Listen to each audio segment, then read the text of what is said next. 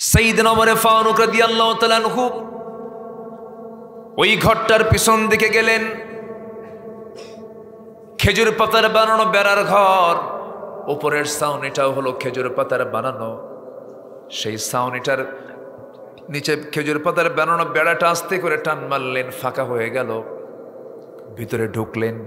ভিতরে ঢুকেই দেখেন সামনে প্রদীপ একটা জ্বালানো, একজন মহিলা মাথায় কাপড় দিয়ে দাঁড়ায় আছে। ভিতরে ঢুকলেন। ভিতরে ঢুকে তিনি বলছেন, মহিলা তোমার সাহস তো কম না, এটা ইসলামী জনপদ। এই ইসলামী জনপদে তুমি গুনগুন গুনগুন গুনগুন করে গান গাচ্ছ। আল্লাহর কালাম কি তুমি পারো না? কোরআন তেলাওয়াত কি তুমি করতে পারো না? মহিলা বলতেছে, আপনার পরিচয় তো আমি জানি না, তবে আমি গান গেয়েছি, এটা আমার অপরাধ হতে পারে, কিন্তু আপনি আমার যে ঘরের মধ্যে ঢুকলেন, একটা দুইটা আপনি ভুল করেন নাই। আমার জানা মতে আপনি 4 থেকে 5টা বড় বড় ভুল করে ফেলেছেন। ওমর ফারুক বলেন, কি কি ভুল করলাম বলো? ঘরে ঢুকবেন, আপনি অনুমতি নিয়েছেন নাকি না? সালাম দিয়েছেন নাকি না? সালামও দিলেন না, অনুমতিও নিলেন না। নাম্বার 3, আপনি আমার ঘরের বেড়া ছিঁড়লেন, আমার সম্পদের ক্ষতি করলেন।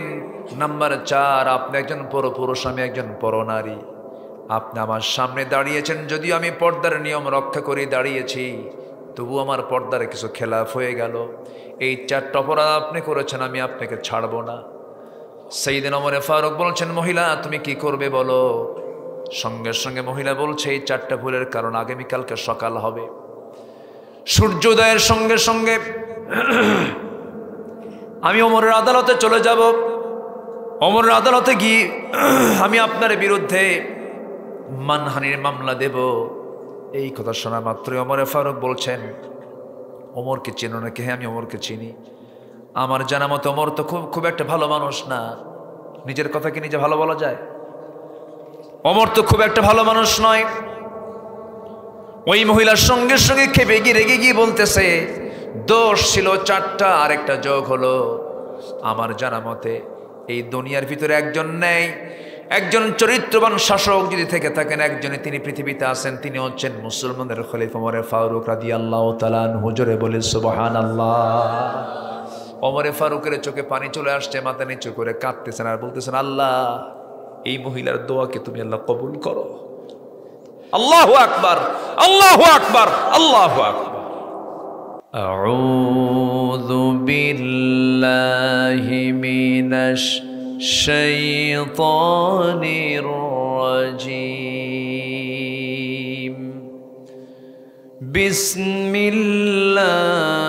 বিসমিল্লাহির রাহমানির রাহিম।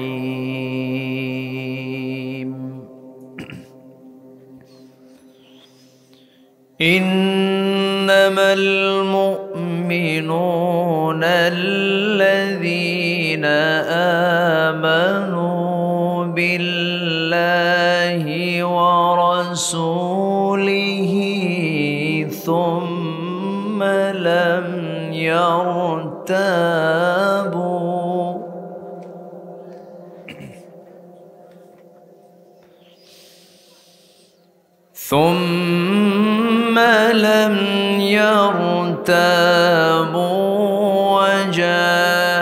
وجاهدوا بأموالهم وأنفسهم في سبيل الله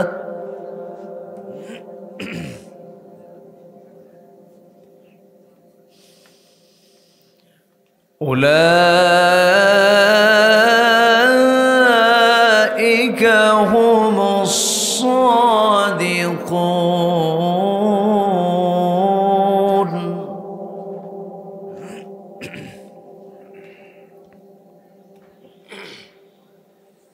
قل أتعلمون الله بدينكم والله يعلم ما في السماوات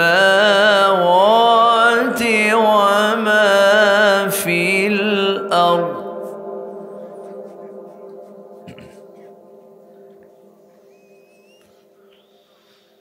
والله بكل شيء عليم.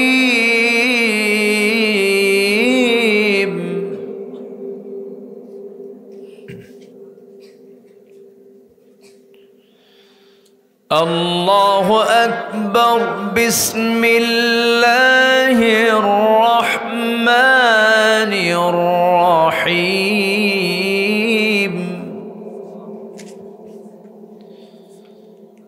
إن الله وملائكته يصلون على النبي يا أيها الذين آمنوا صلوا عليه وسلموا تسليما. اللهم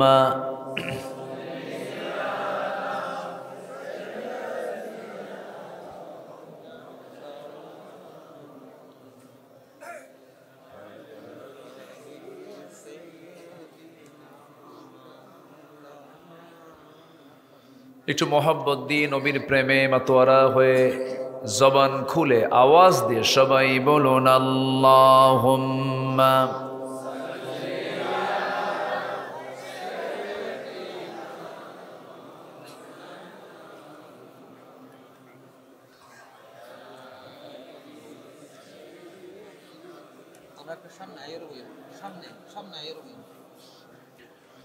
সবাই বলুন বালাগাল উলা বিকামালিহি কাশাফাত তুজা বিজামালিহি হাসনাত জামিউ খিসালিহি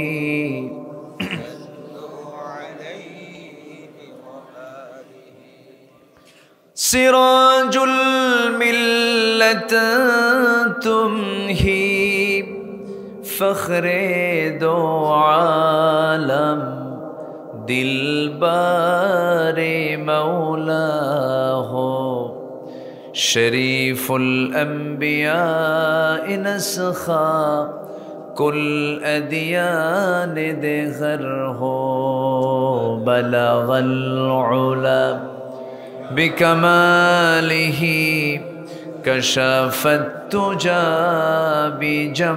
بجماله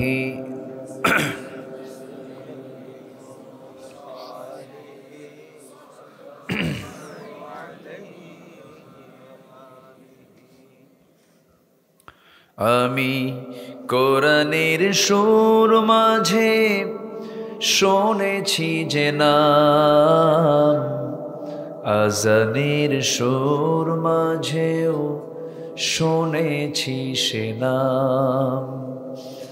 ও নাম শুনেছি আমি আমার হৃদয়, হে রাসূল নবীজি তোমায়, হে রাসূল নবীজি তোমায়। সবাই বলি সাল্লাল্লাহু আলাইহি ওয়াসাল্লাম।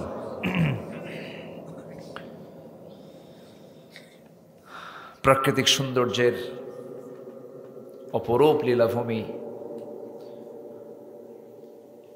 কক্সবাজার জেলার চকরিয়া উপজেলার বড়ইতলী ইখওয়ানে দ্বীন সোসাইটির উদ্যোগে আয়োজিত এক যুগপূর্তি 12তম তাফসীরুল কোরআন মাহফিল 2024 মহৎ আয়োজনের সম্মানিত সুযোগ্য সভাপতি জনাব হাফিজ মাওলানা আব্দুল গফুর, প্রধান অতিথি বড়ইতলী ইউনিয়ন পরিষদের সম্মানিত চেয়ারম্যান জনাব সালেকুজ্জামান,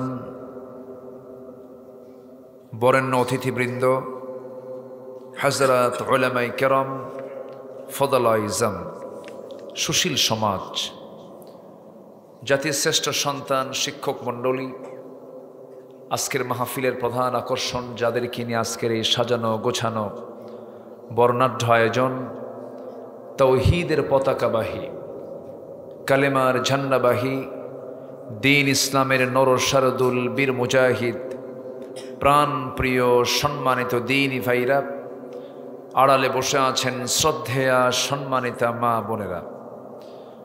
আলোচনার প্রথমেই আনুষ্ঠানিকতার মধ্য দিয়ে আমার পক্ষ থেকে আবারও হৃদয় নিংড়ানো, দিল উজাড় করানো সালাম, আসসালামু আলাইকুম ওয়া রাহমাতুল্লাহি ওয়া বারাকাতুহু। জি বেগুন কেন আছেন? গম আছি, যে আল্লাহ তাআলা আমাকেও গম রেখেছেন, ভালো আছি, বলি আলহামদুলিল্লাহ। খুব সুন্দর ভাষার মালিক আপনারা। আমার কপালটা ভালো না, আমি পারি না। আল্লাহ পাকের মেহেরবানি, যে মহান আল্লাহ সুবহানাহু ওয়া তাআলা এমন সুন্দর আয়োজনে, কোরআনের ফুল বাগানে, এমন সুন্দর একটি পরিবেশে যিনি আমাকে আপনাকে অসংখ্য লোকের মাঝে বাছাই করেছেন, সেই মহান রবের শানে আমরা শুকরিয়া আদায় করছি, বলছি আলহামদুলিল্লাহ। সবাই বলছি আল্লাহুম্মা ইন্নী আসআলুকা আল হুদা ওয়াত তুকা ওয়াল আফাফা ওয়াল গিনা। সবাই বলি আল্লাহুম্মা আইন্নি আলা যিকরিকা ওয়া শুকরিকা ওয়া হুসনি ইবাদাতিকা। আমরা মহান রবের শুকর আদায় করে নিলাম। একটু রাত বেশি হয়েছে, শেষ হতে যদি একটু দেরি হয় কষ্ট হবে না তো? সবাই সময় দিতে রাজি আছেন? জোরে বলি ইনশাআল্লাহ। আমার আগে আমার ভাইজান চেয়ারম্যান মহোদয় যে বক্তৃতা দিয়েছেন, এরপরে তারা ওয়াজি নাই। আলহামদুলিল্লাহ, খুব সুন্দর, অনেক দিক নির্দেশনামূলক, তেজোদ্দীপ্ত এবং তথ্য নির্ভর কিছু কথা তিনি উপস্থাপন করেছেন। আমি শেষ ক্লাসে এসে, আমি তো এলেম শূন্য মানুষ, এলেম কালাম তেমন কিছু নেই, ভাঙ্গাচোরা কিছু কথা মানুষ ডাকে, আসি বলি। এই চলতে চলতে প্রায় ২৬ বছর চলে গেল, কিন্তু দুঃখজনক ১৬ বছর আরাম করে কথা বলতে পারিনি।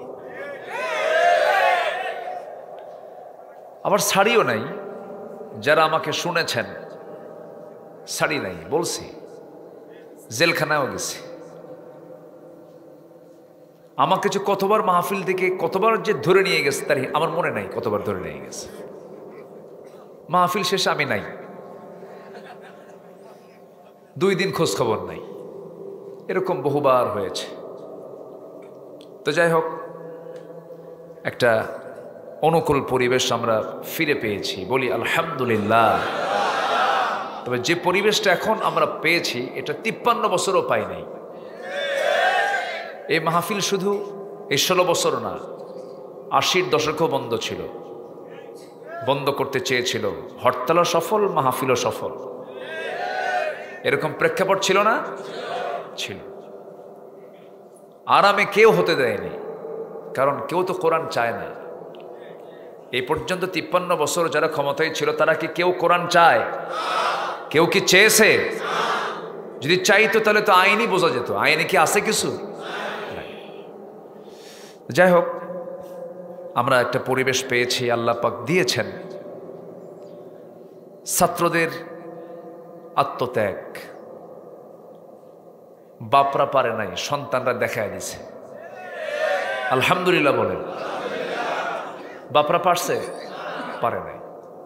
ছেলেগুলো ভাবলো বাপরা পারে না যখন আমরাই নামি রাস্তায়।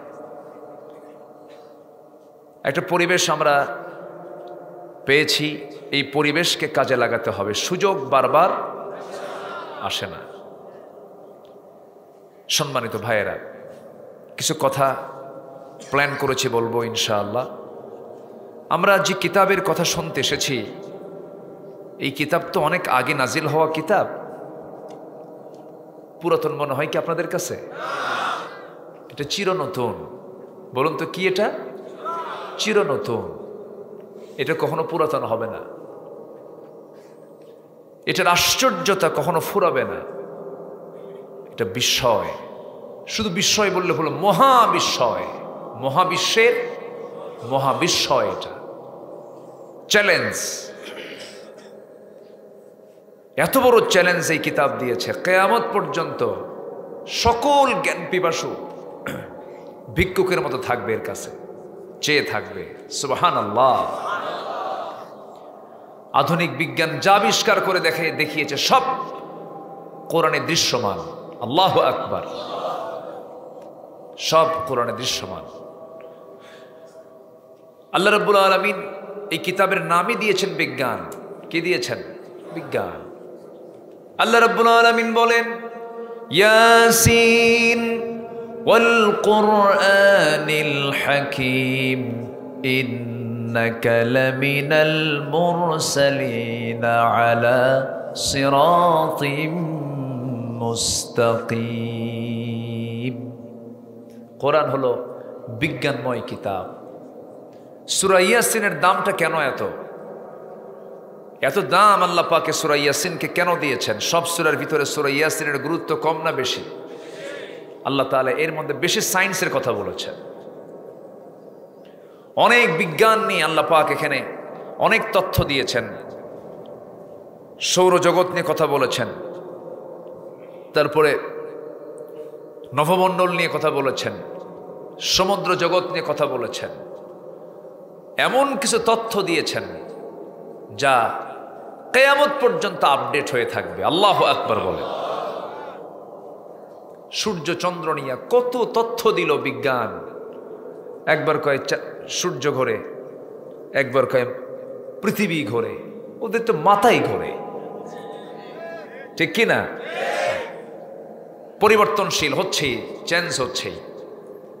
কিন্তু আল্লাহ রাব্বুল আলামিন বলেন, লাশ-শামসু ইয়ানবাগী লাহা আন তুদরিকাল কমারা ওয়ালাল-লাইলু সাবিকুন নাহার ওয়া কুল্লুন ফি ফালাকিন ইয়াসবাহুন। জোরে বলুন আল্লাহু আকবার। চন্দ্রের ক্ষমতা নাই সূর্যকে টপকে যাবে, আবার সূর্যেরও ক্ষমতা নাই চন্দ্রকে টপকে যাবে। প্রত্যেক সৃষ্টি তার নিজ নিজ কক্ষপথে পরিভ্রমণ করছে, মানে সূর্য ঘোরে, পৃথিবীও ঘোরে। জোরে বলি সুবহানাল্লাহ। এটাই রাইট। এরপরে আলোচিত একটা থিওরি, এখন সবাই যারা বিজ্ঞান পড়েন এই থিওরির সঙ্গে সবাই পরিচিত। এই যে আমরা জমিনে বসে আছি এবং মাঝখানে মহাশূন্যের উপরে একটা নীলাকাশ দেখতে পাই। এই আকাশ এবং এই জমিন এর মাঝখানে যে মহাশূন্য, এই মহাশূন্য ছিল না, শুধু শূন্যও ছিল না, এটা লাগানো ছিল। কি ছিল বলেন তো? লাগানো। জমিন এবং আসমান কি ছিল? লাগানো ছিল। বিজ্ঞান বলতেছে প্রচন্ড একটা ধাক্কার মধ্য দিয়ে এই মহাশূন্যের সৃষ্টি হয়েছে। এটা বিজ্ঞানের কথা। হালে এসে বিজ্ঞান এটা খুঁজে বের করেছে। কিন্তু আল্লাহ রাব্বুল আলামিন এই কিতাবের মধ্যে আরো ১৫০০ বছর আগে এই তথ্য রাসূলকে জানিয়ে দিয়েছেন। বলেন এটা কেমনে সম্ভব? পৃথিবীর কোনো মানুষের পক্ষে কি এই তথ্য ১৫০০ বছর আগে দেওয়া সম্ভব? আল্লাহ রাব্বুল আলামিন বলেন, أولم ير الذين كفروا أن السماوات والأرض كانتا رتقا ففتقناهما وجعلنا من الماء كل شيء حي جربون الله أكبر কাফেররা কি নজর দেয় না আমি আল্লাহ রাব্বুল আলামিন এই আসমান এবং জমিনটাকে এক জায়গায় রেখেছিলাম প্রচন্ড ধাক্কার মধ্য দিয়ে মহাশূন্যের সৃষ্টি করেছি তাহলে বলুন বিজ্ঞান প্রমাণ করেছে না কোরআন থেকে ধার নিয়েছে কোরআন থেকে এই মাইক এরকম করে কোন মাইক হলো কই চোখে দেখি না তো আমি কই আওয়াজ একটু ক্লিয়ার করেন ও যদি নিজেই ওয়াজ করে তাহলে তো আমি ওয়াজ করবো কেমনে হ্যাঁ সম্মানিত ভাইয়েরা তাহলে বিজ্ঞান যা বলতেছে কোরআন তার আগেই বলে দিচ্ছে তাহলে বিজ্ঞান দিয়ে কোরআন যাচাই হবে না কোরআন দিয়ে বিজ্ঞান যাচাই হবে কোরআন দিয়ে বিজ্ঞান যাচাই হবে সব ভুল করতে পারে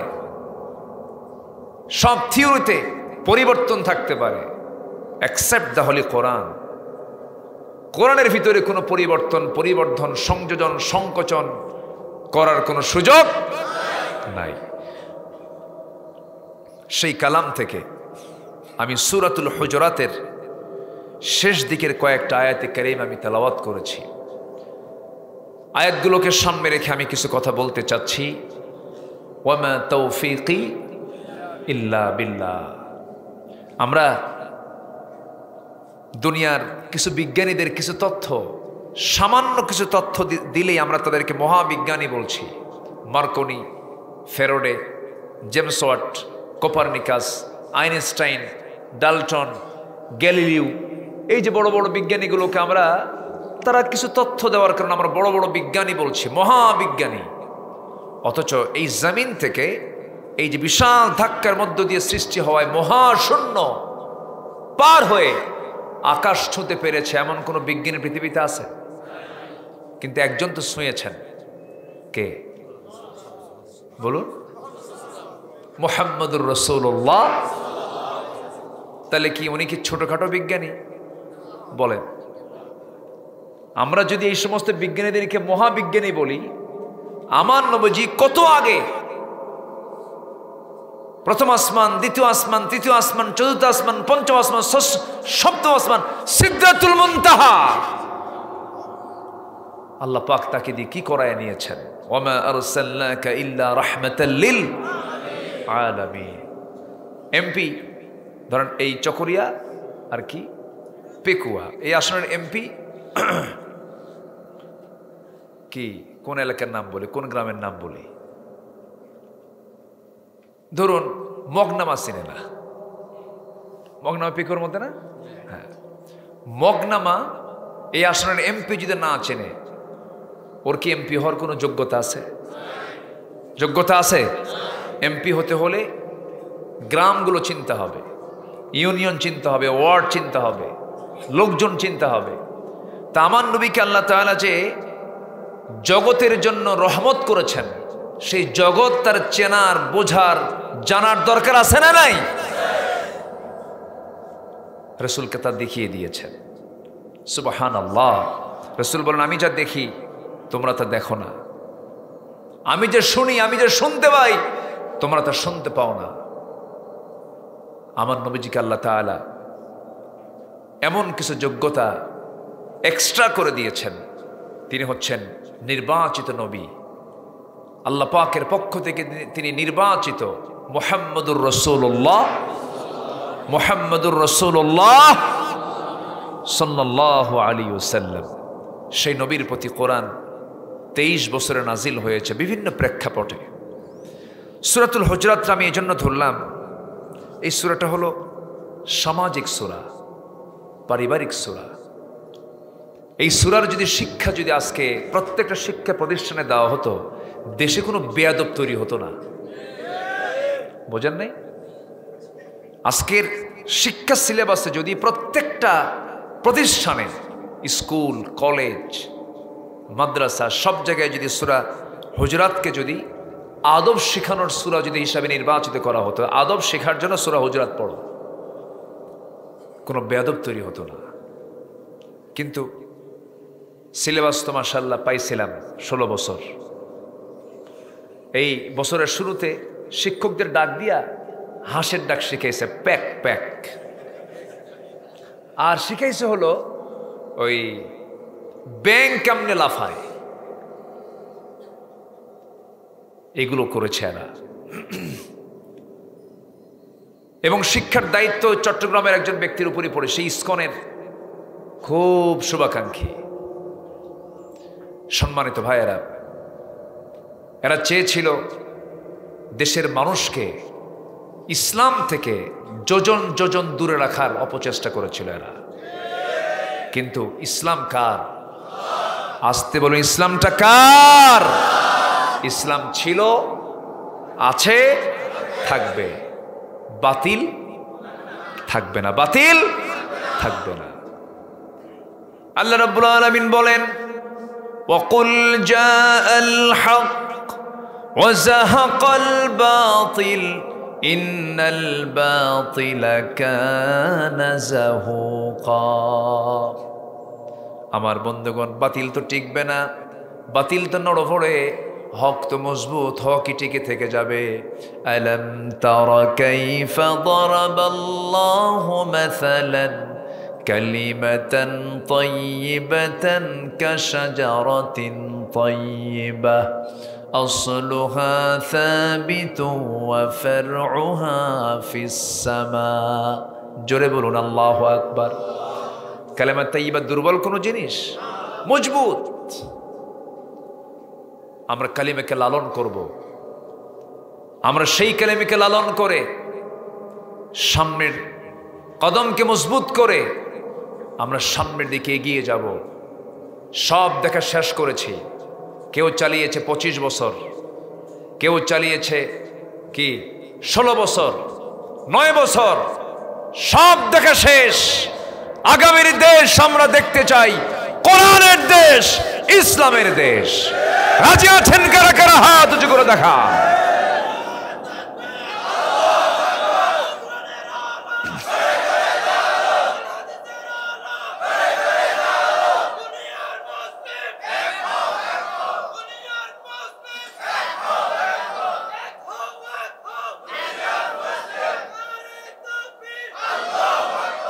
আল্লাহ কবুল করুন।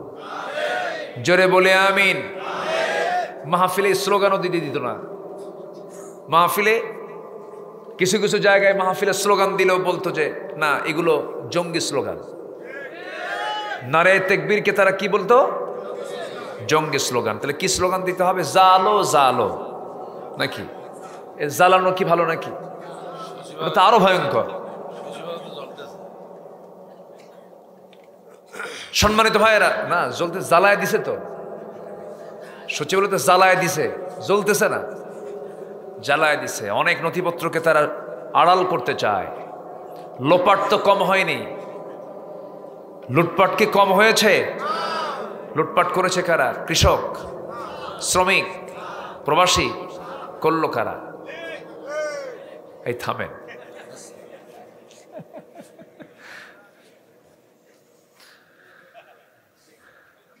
এত সুন্দর মানুষ আপনারা, বলি আলহামদুলিল্লাহ। সম্মানিত ভাইয়েরা, আসুন আমরা আয়াতের দিকে আস্তে আস্তে চলে যাই। আমরা আখেরাতকে সাজাবো না দুনিয়াকে সাজাবো? যাদের উদ্দেশ্য আখেরাত হবে তারা কখনো লুটপাট করতে পারে না। যারা আখেরাতকে সাজাবে তারা কখনো এই ক্ষমতার অবৈধ লোভ, অবৈধ কামনা বাসনা করতে পারে না। একমাত্র মানুষকে ভালো রাখতে পারে হচ্ছে আখেরাতের ভয়।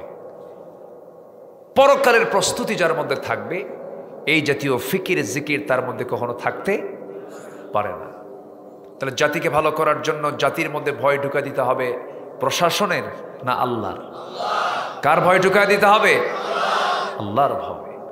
সানআ থেকে হাজরা মাউদ পর্যন্ত আমার রাসূল বলেছেন, একটা নারী নিশীতে অন্ধকারে, একাকিনী, সে একা, কেউ নাই তার সাথে।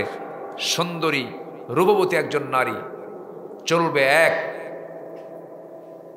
গোটা রাত চলে যাবে, একাকিনী যাবে, কিন্তু তার দিকে একটা পুরুষ মানে তাকে টাচ করা তো দূরের কথা, তার দিকে তাকানোর সাহসই পাবে না। কার ভয়ে? আসতে বলবেন না, কার ভয়ে? আল্লাহর ভয়ে। মানুষ ভালো হবে যদি সেই মানুষটার মধ্যে যদি আল্লাহর ভয় সৃষ্টি হয়ে যায়। আর সে আল্লাহর ভয় তখনই জাগবে যখন আমার জবাবদিহিতার চিন্তা যখন মাথায় আসবে, যা কিছু করছি তার জবাব দিতে হবে একদিন। কার সামনে দাঁড়ায়া? আল্লাহর সামনে দাঁড়ায়া। থুম্মা লাতুসআলুন্না ইয়াওমাইযিন আনিন নাঈম। এটা আমাকে চরম ভয়ের মধ্যে ফেলে দেয় আমি যখন এই আয়াতটা পড়ি। থুম্মা লাতুসআলুন্না, এখানে লামে তাকিদ, নুনে তাকিদ। চিন্তা করা যায়, সুম্মা লাতুসআলুন্না, তোমাকে অবশ্যই জিজ্ঞাসিত হতেই হবে। ইয়াওমাইযিন, সেই দিনে, আনিন নাঈম, নিয়ামতের ব্যাপারে। তাহলে প্রশ্ন করবেন, জবাব নিবেন আমার থেকে একটা একটা করে, তিনি কে? আরেকটা ভয়ঙ্কর আয়াত আছে, এই সূরাগুলো রাসূল যখন পড়তেন রাসূল নামাজের মধ্যে কাঁদতেন। আরেকটা আয়াত হলো ভয়ঙ্কর, فَمَن يَعْمَلْ مِثْقَالَ ذَرَّةٍ خَيْرًا يَرَهُ وَمَن يَعْمَلْ مِثْقَالَ ذَرَّةٍ شَرًّا يَرَهُ। সেই দিন বান্দা জাররা পরিমাণ কোনো ভালো কাজ করবে তাও সেদিন সে দেখতে পাবে, আবার জাররা পরিমাণ খারাপ কাজ করবে তাও সেদিন সে দেখতে পাবে। কোনো কিছুই বাদ থাকবে না। জাররা বলা হয় যা খালি চোখে দেখা যায় না, এমন কিছু জিনিস যা খালি চোখে দেখা যায় না, এমন কোনো ছোট বিষয় নাই যা সে সেদিন দেখতে পাবে না, সব তার সামনে স্পষ্ট হয়ে যাবে। আল্লাহ বান্দাকে বলবেন, বান্দা তুমি তোমার আমলনামা ওপেন করো, তুমি নিজেই বাটনটা চাপ দাও, সব আমলনামা তোমার সামনে স্পষ্ট হবে। ইকরা কিতাবাকা কাফা বিনাফসিকাল ইয়াওমা আলাইকা হাসিবা। জান্নাতের সংবাদ পাওয়া সাহাবী, দুনিয়াতে বসেই জান্নাতের সংবাদ পেয়েছেন 10 জন সাহাবী। এর মধ্যে 1 নম্বর ছিলেন কে? বলেন কে? আবু বকর রাদিয়াল্লাহু আনহু। 1 নম্বর তিনি একদিন দোকানদারি করছেন। উনি কাপড়ের দোকানদার ছিলেন। কিসের দোকানদার? কাপড়। খেলাফতের দায়িত্ব পাওয়ার পরও উনি দোকানে যাচ্ছেন। সবাই মিলে বলল, আপনি আজকেও যাচ্ছেন? আমার বাড়ি চালাবে কে? আমার বাড়ি চলতে হবে না, আমার তো দোকানদারি করতে হবে। চলে গেছেন, দোকানদারি করছেন তিনি। হঠাৎ করে এক কাস্টমার এসে বলতেছে, আবু বকর 6 মাস আগে কাপড়টা নিয়েছিলাম, কাপড়টা পছন্দ হয় নাই, ফেরত নাও। ফেরত নিলেন, টাকা দিয়ে দিলেন। ওই কাস্টমার টাকা ফেরত নিয়ে চলে গেছে। সাইয়েদনা আবু বকর কাপড়টা ফেরত নেওয়ার পর তিনি হাওমাও করে কাঁদতেছেন। প্রশ্ন করা হলো, আবু বকর সামান্য কাপড়ের জন্য আপনি কাঁদেন কেন? রহস্যটা কি? তিনি বলছেন, না রে না, এই কাপড় ফেরতের জন্য কাঁদি না, কান্না করার আরেকটা কারণ হলো এই কাস্টমার আমার কাপড় পছন্দ করে নাই, সে আমাকে আমার কাপড় ফেরত দিয়ে গেল, আমি তাকে টাকা ফেরত দিয়ে দিলাম, হিসাব এখানে শেষ হয়ে গেল। কিন্তু আবু বকর যেদিন মরে যাবে, আল্লাহর সামনে যেদিন হাজির করা হবে, আল্লাহ যখন আবু বকর কাড়ালে ডাক দিয়ে বলবে, আবু বকর এইদিকে আয়, এই যে তোর নামাজ, এই যে তোর জিহাদ, এই যে তোর দান সদকা, এই যে তোর আমল নামা, এই যে তোর তাহাজ্জুদ নামাজ, একটাও আমার পছন্দ হয় নাই আবু বকর, তোর কাছে আমি এটা ফেরত দিয়ে দিলাম, তুই এখন যা। আমি কোথায় যাব? আমি যাব কোথায়? এই জন্য আমি কান্দি। অথচ দুনিয়াতে বসে জান্নাতের সংবাদ পাওয়া সাহাবী কি পেরেশান। 2 নম্বর জান্নাত সংবাদ পেয়েছেন, জান্নাতের সংবাদ প্রাপ্ত সাহাবী 2 নম্বর কে? বলেন কে? কে? ওমর। সবাই শুনেছেন তো নাম? অনেকদিন আগে এক মাহফিলে বললাম, ওমরে ফারুককে চিনেন কে? সামনে থেকে ছোট্ট একটা ছেলে দাঁড়ায় বলে, হুজুর আমি চিনি। কে? আমাদের বাড়ির দোতলায় ভাড়া থাকে। বুঝলেন? ও যা জানছে তাই বলে। বললাম তুমি 100-তে 100 নম্বর পাইছো, যাও। সাইয়েদনা ওমর ফারুক রাদিয়াল্লাহু তাআলা আনহু তিনি বসে আছেন, একজন হাদিস পড়ছেন। হাদিসটা উনি অনেকবার শুনেছেন, কিন্তু সেই দিন উনি এটা শুনে পাগলের মতো কাঁদতেছেন। সে হাদিসটা হচ্ছে মিসকালা হাব্বাতিম মিন কিবার, কারো মধ্যে যদি যাররা পরিমাণ যদি অহংকার থাকে সে জান্নাত পাবে না। এই হাদিসটা শুনে তিনি ছটফট করছিলেন, কাঁদতে কাঁদতে পাগলের মতো হয়ে গেলেন। ধুলার মধ্যে তিনি গড়াগড়ি দিচ্ছেন, গোটা শরীরে ধুলা লাগায়া বলছে, ওমর তোর বড় অহংকার হয়েছে, তোকে গোটা দুনিয়ার মানুষ খলিফা বলে, সম্রাট বলে। এই কথা বলে তিনি নিজেকে তুচ্ছ করছেন, বারবার চোখের পানি ফেলে ফেলে কাঁদেন। আর আল্লাহকে দুহাত তুলে আসমানমুখী হয়ে তিনি দোয়া করছেন, আল্লাহ এই দুনিয়াতে সবার জন্য যদি জান্নাত জোটে, একজন ব্যক্তির যদি জান্নাত কপালে না থাকে, আমার মনে হয় সেই লোকটা হলাম আমি ওমর। কি চিন্তা তারা করেছেন! এটাই হচ্ছে প্রিপারেশন অফ আখিরা। আখিরাতের প্রস্তুতি যার থাকবে, আখিরাতের চিন্তা যার থাকবে, দুনিয়ার কোন অবৈধ চিন্তা, অবৈধ মোহ তার মধ্যে কখনো আসতে পারে না। এজন্য আমরা দুনিয়ার প্রস্তুতি না আখিরাতের প্রস্তুতি নেব? আমরা বলেন তো, দুনিয়া না আখিরাত? সাজাবো কি দিয়ে? দুনিয়া না আখিরাত? আখিরাতকে সাজাবো। তবে দুনিয়ার দরকার নাই নাকি? আসতে কয়, দুনিয়ার দরকার নাই, দুনিয়াও লাগবে। দুনিয়া কেন লাগবে দেখেন, একটা দোয়া আল্লাহ পাক শিখাই দিচ্ছেন, বান্দা এই দোয়াটা কর। যারা পারেন ঠোঁট মিলে আমার সঙ্গে বলুন, রব্বানা আতিনা ফিদ দুনিয়া হাসানাতাও ওয়া ফিল আখিরাতি হাসানাতাও ওয়া কিনা আযাবান নার ওয়াজআলনাল জান্নাতা মাআল আবরার। জোরে বলুন আল্লাহু আকবার। এখানে আখিরাত আগে না দুনিয়া আগে? এখানে দোয়া চাইছি যে আমরা দুনিয়া আগে চাইছি না আখিরাত আগে চাইছি? দুনিয়ার দরকার আছে না নাই? দুনিয়া নেই তো আখিরাত। দুনিয়াকে যদি আখিরাতকে টার্গেট করে সাজাতে পারি, তাহলে এই দুনিয়ার সাজানো, এই দুনিয়ায় আমাকে জান্নাতে নিয়ে যাবে। কিন্তু দুনিয়া সাজাতে হবে আখিরাতকে টার্গেট করে। আর এই দুনিয়া সাজাবো আমরা কি দিয়া বলেন তো? বলেন কি দিয়ে সাজাবো দুনিয়াটাকে? কোরআন দিয়া। পরিবার সাজাবো কোরআন দিয়া, ব্যক্তি জীবন সাজাবো কোরআন দিয়ে, কথা বলবো সাজাবো কোরআন দিয়ে। অকুলু লিন্নাসি হুসনা, সুন্দর করে কথা বলো, বেফাস কথা বলো না।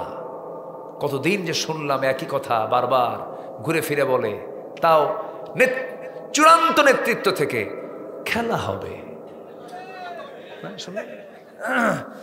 আমার যা গা জ্বলতো, বুঝলেন? এই কথাগুলো শুনলে যে কি পরিমাণ গা জ্বলতো আমার। মানুষ এত বেফাস কথা বলতে পারে। একটা অনিসলামী দল, যে দলে ইসলাম নাই, ইসলামী ম্যানিফেস্টো যাদের নাই, ইসলাম যারা চায় না, একটা অনিসলামী দলের নেত্রী নির্বাচনের আগ দিয়ে বলে, আমাকে যদি আপনারা নির্বাচিত করেন এবার, আগামী সরকার আমরা মদিনার সনদে চালাবো। দেখছেন? মানে বানোয়ার তো একটা লিমিট আছে। মদিনার সনদে দেশ চালাবো, অথচ দলটা তার ইসলামী না অনিসলামী? অনিসলামী দল। মদিনার সনদে দেশ চালায় নাই, মোদির সনদে দেশ চালাইছে। মোদির সনদে, ঠিক কিনা? থাকুক, মোদির কাছেই থাকুক, আমরা দেশেই থাকি। কি ঠিক কিনা? আমরা দেশেই থাকি। আমাদের কত রাজাকার বলল, এক মাহফিলে যাব, ওসি ফোন দিয়ে বলে আপনি আসবেন না, কেন কি আপনি রাজাকার? তো বললাম আপনি আমার চিনেন কি? শুনছি। তো বললাম যে আমি রাজাকার, আপনাকে বললো কে? না, এখানে হাজার হাজার লোক হবে, আপনি আসলে অসুবিধা, আপনি আইসেন না, আপনি রাজাকার। তো বললাম আমার 1971 সালে তো আমার মায়েরই বিয়ে হয় নাই। কি কথা কি বুঝতেছেন? এটা 2014 সালের ঘটনা। ওই সময় খুব টপ হচ্ছিল, ওই সময় চরম উত্তপ্ত অবস্থা। এরা কি করে নাই কে বলেন? সবকিছুই করেছে। এমন সাক্ষী জড়ো করেছে 71 সালের ঘটনা, আল্লামা সাঈদীর 71 সালের ঘটনা। ঘটনা 71, সাক্ষীর জন্ম 76। সাক্ষীর জন্ম কত? 76। তাহলে সাক্ষীটা যে হলো, দেখলো কেমনে? রুহের জগৎ থেকে। কিসের জগৎ থেকে?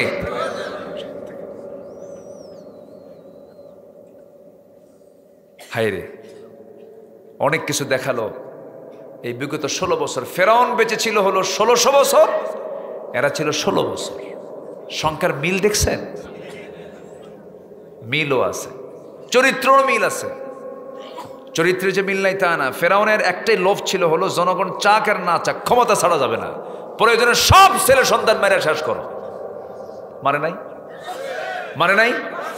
ইউযাব্বিহুনা আবনাআকুম ওয়া ইস্তাহয়ুনা নিসাআকুম। সব ছেলে সন্তানগুলোকে মার পেট চিরে মেরে ফেলছে। মাও শেষ, সন্তানও শেষ। মেয়ে সন্তানগুলোকে জীবিত রাখছে। এই চরিত্র ছিল ফেরাউনের। কেন? তার ক্ষমতাকে পাকাপোক্ত করার জন্য হত্যা রাজনীতি এই পৃথিবীতে ফেরাউন শুরু করেছিল। সে রাজনীতি 16 বছর এরাও করেছিল। রাষ্ট্রীয় হত্যা করা হয়েছে। আমি কয়েকদিন আগে আমার পাবনা মাহফিল ছিল, সাথিয়া, নাম শুনেছেন তো? সাথিয়া। তো সাথিয়াতে গিয়েছিলাম আমি, সেখানে কিছু মাহফিলে যোগদান করলাম। মন্মথপুর গ্রামে বিশ্ব ইসলামী আন্দোলনের অন্যতম সিপাহা সালার, একাধারে তিনি একজন রাজনীতিবিদ, গবেষক, বড় আলেম, বড় সংগঠক, এরকম অলরাউন্ডার নেতা পৃথিবীতে খুবই কম।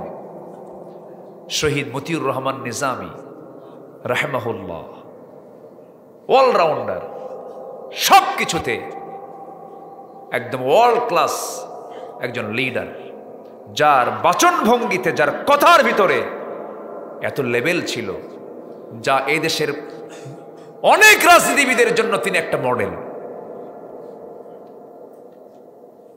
আমি ওই গ্রামে গেলাম, সবার সঙ্গে মত বিনিময় করলাম। নাম শুনলেই ছোট্ট বাচ্চার মতো হাউমাউ করে কান্দে আর বলে, কি হারালাম আমরা, কি সম্পদ হারাইছি। সম্মানিত ভাইয়েরা, এই লোকগুলোকে কেমন করে ঠান্ডা মাথায় একদম নীরব ঘাতকের ভূমিকা পালন করেছে এরা, ঠিক কিনা বলেন? চরমভাবে, চরম উদ্ধত্ত আচরণের মধ্য দিয়ে এই সমস্ত লিডারগুলোকে শেষ করা হয়েছে। সবচাইতে বেশি ক্ষত করেছে দেশের মানুষকে আল্লামা সাঈদীর মৃত্যুকে। এই তো 1.5 বছরও হয়নি। তো 1.5 বছর কি হয়েছে? না, হয়নি এখনো।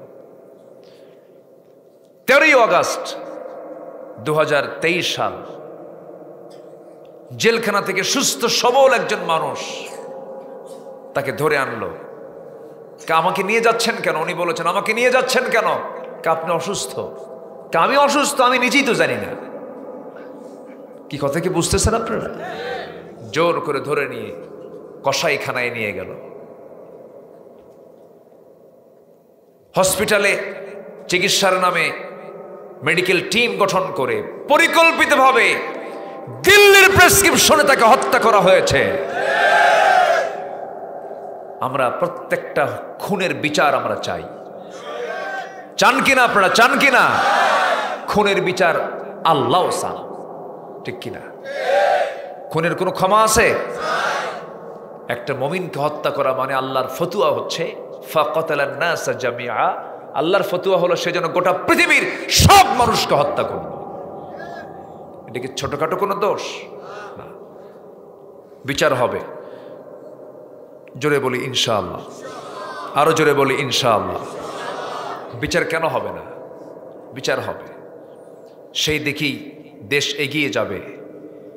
এই দেশ সত্যের দিকে এগিয়ে যাব, আমার বিশ্বাস এটা। জোরে বলি ইনশাআল্লাহ, আর জোরে বলি ইনশাআল্লাহ। এগিয়ে যাবে, কারণ যুবকরা এখন সচেতন। ভাবছিলাম মোবাইল ডিভাইস, তারপরে ইয়াবা, বাবা, ফেন্সিডিল, মাদকাসক্ত, ফ্রি ফায়ার, পাবজি, ক্যাসিনো, এগুলোতে মনে হয় যুবকরা শেষ হয়ে গেছে। না, জাতে মাতাল তালে ঠিক, জাতে মাতাল তালে ঠিক ছিল। কি করলোটা কি? আল্লাহু আকবার। আমি ঢাকায় তখন, আমি স্টিল নাও সব চিত্রগুলো সচক্ষে দেখেছি। কি করলো ছেলেরা? মা আটকা রাখতে পারে না, বাবা আটকা রাখতে পারে না, বাপ মা কেউ আটকা রাখতে পারে না, সব থুয়ে চলে যাচ্ছে। বলছে মা আমার এই ভাইটা মারা গেল, আমি কেমনে থাকি? চলে গেছে। বিজয়টা দিয়েছেন কে? কে দিয়েছেন বিজয়? কে দিয়েছেন? বুকের সাহস কেউ সৃষ্টি করে না, কে সৃষ্টি করে দেন? আল্লাহ। যুবকরা প্রস্তুতি নিয়ে নাও, সামনে তোমার হাতে বাংলাদেশ। কিন্তু চরিত্র সুন্দর করতে হবে। চরিত্র কি করতে হবে? সুন্দর করতে হবে। গার্লস স্কুলের সামনে যাইয়া ইতিমের মতো বসে থাকা যাবে না। কি কথা কি বুঝতেছো তোমরা? টাইম লস করা যাবে না, এগুলো দুষ্টামি, এগুলো লস প্রজেক্ট। তুমি যে মেয়েটার জন্য চুরি ফিতা কিনতেছ, যা কিছু কিনতেছ, সব লস। পরে দেখবে আফসোস হবে তোমার। বিয়ের আগে কোনো প্রেম শব্দ নেই, সব প্রেম হবে বিয়ের আগে না বিয়ের পরে? আরো জোরে যুবকরা কও, বিয়ের আগে না বিয়ের পরে? বিয়ের আগে যদি কেউ প্রেম করে, বিয়ের আগেই প্রেম করে শেষ হবে। বিয়ের পরের প্রেম খালি কিলাকিলি হবে, কিলাকিলি, কোনো কাম হবে না, সংসারে রহমত থাকবে না। ওয়ালা মুত্তাখিদি আখদান ওয়ালা মুত্তাখিদাতি আখদান, গোপন গোপন কোন নোংরামি ইসলাম এটাকে অনুমোদন করে না। সাইয়েদনা ইউসুফ আলাইহিস সালাতু ওয়াস সালামের চরিত্রের দিকে তাকাবা। একজন সম্ভ্রান্ত নারী, সুন্দরী নারী তাকে প্রস্তাব দিচ্ছে। সাইয়েদনা ইউসুফ বলছেন আমি আল্লাহকে ভয় করি। সুবহানাল্লাহ বলবেন না? তাও সব সিকিউরিটি নিশ্চিত করেছে। জুলাইখা বলেছে ইউসুফ তোমার জন্য সব কিছু করেছি, কেউ জানবে না, কেউ দেখবে না, সব তালা মারা, এটা পিঁপড়াও খবর রাখবে না। ইউসুফ একটু একটাবার আমার দিকে তাকাও। ইবনে কাসিরের মধ্যে এসেছে, বারবার তাকে উদ্বুদ্ধ করছে, তার দিকে আকৃষ্ট করার জন্য চেষ্টা চালাচ্ছে। এমন কোনো চেষ্টা নাই যা চালাচ্ছে না জুলাইখা। চুলের খোপা ছেড়ে দিল, গায়ের একটা করে জামার পাট্টা একটা করে খুলতে নিয়েছে, নিজের রূপের সমস্ত পসরাটা তার সামনে ওপেন করেছে। ইউসুফ আলাইহিস সালাম কাঁপতে কাঁপতে, পিছপা হতে হতে দেয়ালের সঙ্গে তার পিঠ ঠেকে গেছে, আর যেতে পারছেন না। ভয়ে থরথর করে কাঁপতেছেন, চেহারা লাল হয়ে গেছে। এবার জুলাইখা বলে ইউসুফ তোমার চক্ষু কত সুন্দর টানা টানা। তিনি বলছেন জুলাইখা চোখের প্রশংসা করো না, চোখ যিনি বানিয়েছেন সেই মহান রবের প্রশংসা করো। তোমার চুল কত সুন্দর মসৃণ। তিনি বলছেন এই চুলগুলো জাহান্নামের চিরুনি দিয়ে টেনে টেনে ছেঁড়া হবে। ইউসুফ তুমি অনেক সুন্দর, তুমি একজন সুপুরুষ, আমি তোমার কাছ থেকে মোহাব্বত পেতে চাই, ভালোবাসা পেতে চাই। তিনি বলছেন না না, অবৈধ পন্থায় কোনো ভালোবাসা হয় না, একমাত্র পন্থা অবলম্বন করতে হবে কখনো হবে না। একটাবারের জন্য তিনি তার দিকে তাকালেন না, চক্ষুটা নিম্নগামী করলেন, আল্লাহর কাছে মাফ চেলেন, আল্লাহর কাছে সাহায্য চাইলেন। চক্ষু বন্ধ করে সর্বশেষ চেষ্টা করে তিনি করলেন কি, দরজার দিকে একটা দৌড় মারলেন, ভাবলেন দরজা খুলবে কিনা জানি না। কিন্তু 12টা দরজা, তালাবদ্ধ দরজা পটপট করে খুলে গেছে, বাইরে বের হয়েছেন। তাকে সম্পূর্ণ হেফাজত করলেন যিনি, তিনি আমার কে? বান্দা একটু চেষ্টা করবে, ওয়াল্লাযীনা জাহাদু ফীনা লানাহদিয়ান্নাহুম সুবুলানা। সাবিলের বহুবচন হলো সুবুল। যে বান্দা আমার পথে আসার জন্য চেষ্টা করবে আমি তার জন্য একটা রাস্তা না অসংখ্য রাস্তা খুলে দেব। সব দরজা খুলে দিলেন, বের হলেন। বের হয়ে তো উপায় হলো না, আল্লাহ পাক তাকে পরীক্ষার মধ্যে ফেলবেন, যে ইতিহাসে তার নামটা যে নিয়ে আসবেন। পরীক্ষার মধ্যে তিনি পড়ে গেলেন। সামনে দরজা খুলি পা রাখতেই মিশরের বাদশাহ আজিজ হাজির, কামিসুহু মিন দুবুরিন, পিছন থেকে জুলাইখা হাজির, টান মারছে।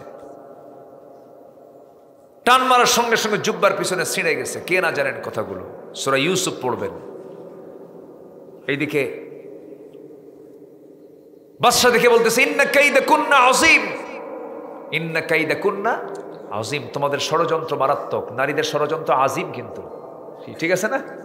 আজিম শব্দ আসছে, নারীদের ষড়যন্ত্রের ব্যাপারে বলা হয়েছে আজিম। তোমাদের ষড়যন্ত্র মারাত্মক। কত অলির অলিত্ব চলে গেছে, কত পীরের পীরত্ব চলে গেছে, বুজুর্গের বুজুর্গি চলে গেছে, সব চলে গেছে। এদের আজিম, ইন্না কাইদাকুন্না আজিম, এই ষড়যন্ত্র চলে গেছে।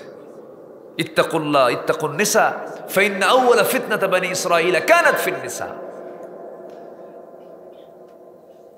শেষ পর্যন্ত মামলাও হলো, তদন্ত হলো। তদন্তে আল্লাহর নবী নির্দোষ, কিন্তু রানীর বিরুদ্ধে মামলা চলে যায়। কেমন হয়? রাজার দুর্নাম হয়। শেষ পর্যন্ত বলা হলো ইউসুফ তোমাকে জেলখানায় যেতে হবে। উনি মুস্কি মুস্কি হাসি মেরে কয় আমি তো এটাই চাই। কেন? জেলখানায় আপাতত থাকি, অন্তত জুলাইখার অত্যাচার থেকে বাঁচি। কি কথা কি বোঝা যায়? কার অত্যাচার থেকে? জুলাইখার এই জ্বালা যন্ত্রণা থেকে আল্লাহ আমারে বাঁচাক, আমি জেলখানায় ঢুকবো। কাম সারছে রে বা।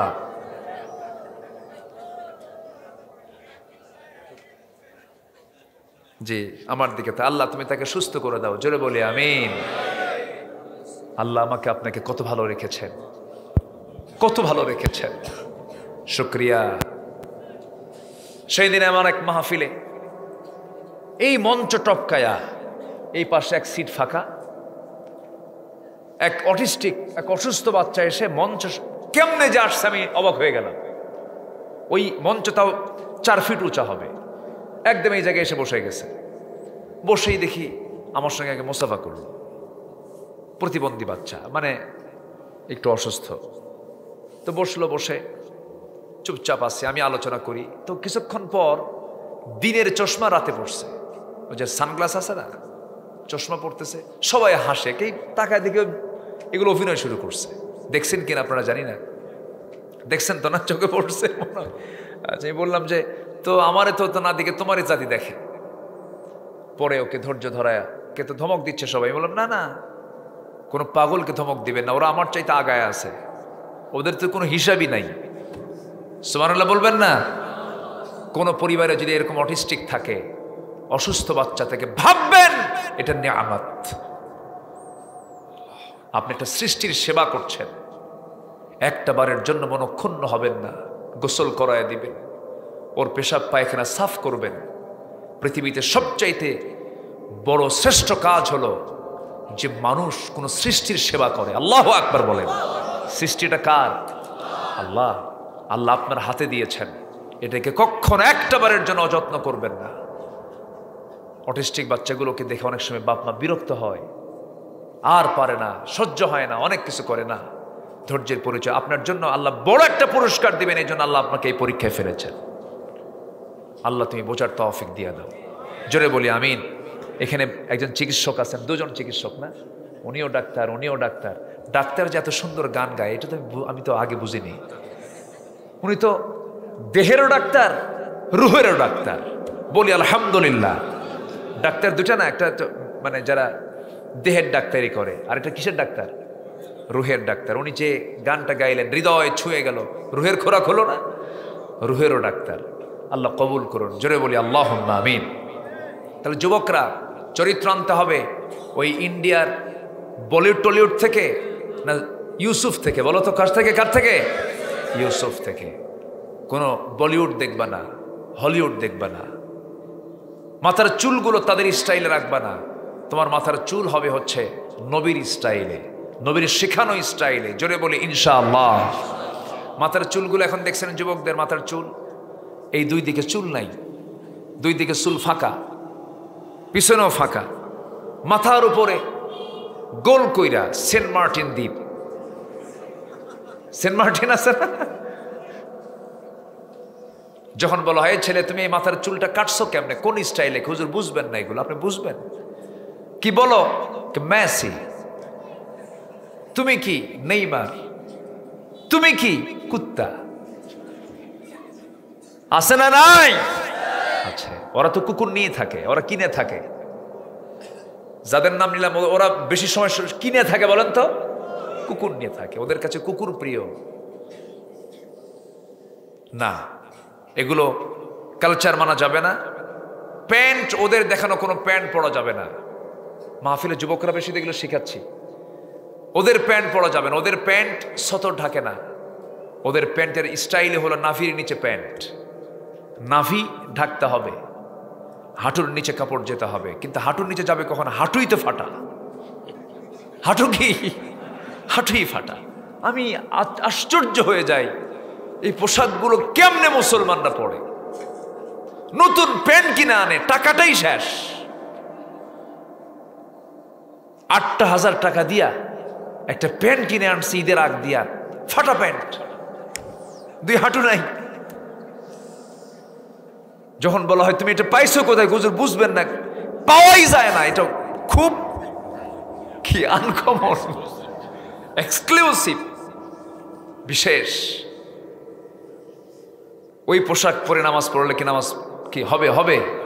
নামাজ পড়লে কি নামাজ হবে? আগে সতর ঢাকতে হবে। প্যান্টেরও সাইজ নাই, শার্টেরও সাইজ নাই। প্যান্ট এত নিচে পড়ে, টান মারলেই খুলে পড়ে, এত নিচে। একদিন মসজিদে ঢুকলাম, নামাজ পড়বো, তাই না? নামাজ পড়বো আমি, দেখে এক যুবক এরকম শার্ট আর প্যান্ট পরে নামাজ পড়তেছে। ভাবলাম আমি সুন্নতটা পড়ি। মসজিদে ঢুকি কয় রাকাত নামাজ বলেন তো? বলেন কয় রাকাত? যে মসজিদে লেখা থেকে লাল বাতি জ্বলা কালীন অবস্থায়, এগুলো মানবেন না।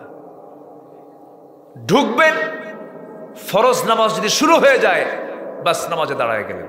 ফরজ নামাজ শুরু হয় নাই, নামাজ শুরু হতে বাকি আছে, কোনো কথা নাই। ঢুকেই কোনো বসাবসিও নাই। কয় রাকাত নামাজ পড়েছেন মুহাম্মদ সাল্লাল্লাহু আলাইহি ওয়াসাল্লাম? আমার দেশে বিভিন্ন সিস্টেম চালু তো, দাদার হাদিস, দাদির হাদিস, বুজুর্গের হাদিস, পিসাবের হাদিস, হ্যাঁ, হুজুরের হাদিস, রসুলের হাদিস দরকার নাই। কি ঠিক কিনা? আসে না? আসে না? নাই বলেন তো? তো ভিতরে ঢুকে আমি নামাজ শুরু করবো, এমন অবস্থায় দেখি এরকম একটা পোশাক নিয়ে নামাজে দাঁড়ায় গেছে। ভাবলাম নামাজটা পড়ি কেমন, আগে দেখি ওর নামাজটা দেখি। রুকুতে গেছে, রুকুর ঠেলায় দেখি শার্ট উপরে, প্যান্ট নিচে, মাঝখানে ফাঁকা। তো ভাবলাম এই তো রুকু, দেখি সেজদায় কি হয়। সেজদায় যখন গেছে তখন দেখি প্যান্ট খুইলে আন্ডার প্যান্ট বেরোইছে। বলেন তো এটা কি অবাস্তব না বাস্তব? বলেন তো, এই পোশাকের এই কি অবাস্তব না বাস্তবতা? এটা কোন পোশাক? বাড়িতে যাদের আছে এগুলো সব আজকের থেকে মাইনাস করবা। পোশাক ঠিক রাখো, তোমার কালচার ঠিক রাখো। সাংস্কৃতিক পরাধীনতাই প্রকৃত পরাধীনতা। প্রতিবেশী রাষ্ট্রেরা চায় মুসলিম তাহজিব তামাদ্দুনকে কেমনে কবর দেওয়া যায়, এটা ওদের টার্গেট। এগুলোকে পাত্তা দিবা না। দাড়ির মতো দাড়ি রাখবে, মাথার চুল যেটা সামঞ্জস্যপূর্ণ সেইভাবে রাখবে।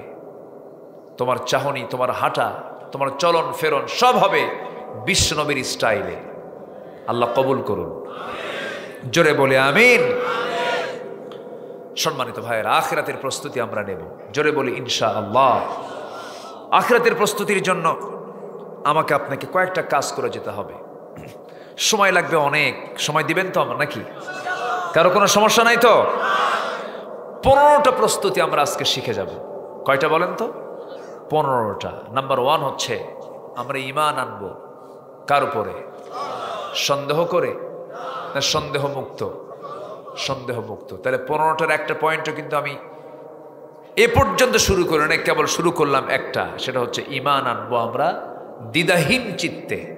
সুম্মা লাম ইয়ারতাবু, যাতে কোনো দ্বিধা থাকবে না, দ্বিধাহীন চিত্তে ঈমান টানতে হবে। এর মানে হচ্ছে কোরআনটা ভালো করে বুঝতে হবে, হাদিসটা বুঝে, কোরআনটা বুঝে রপ্ত করে আমার ঈমানটা যেন মজবুত হয়, এমন জ্ঞান হাসিলের মধ্য দিয়ে সন্দেহমুক্ত ঈমান আনতে হবে।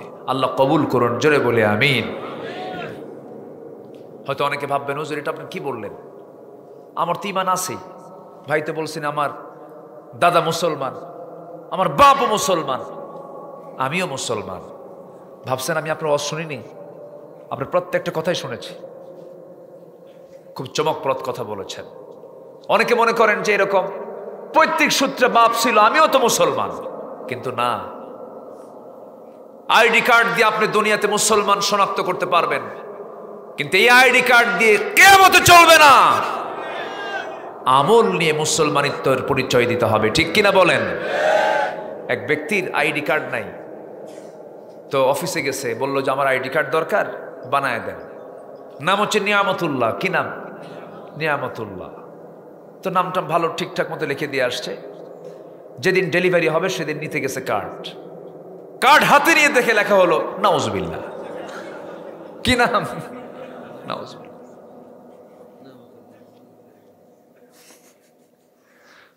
এখন দুনিয়াতে আপনি মুসলমান আপনার আইডি কার্ডে, কিন্তু কি মুসলিম, কিন্তু আখেরাতে গিয়ে আপনার আল্লাহর তালিকায় লেখা আছে অমুসলিম। কি লেখা আছে? অমুসলিম। লাভ হলো?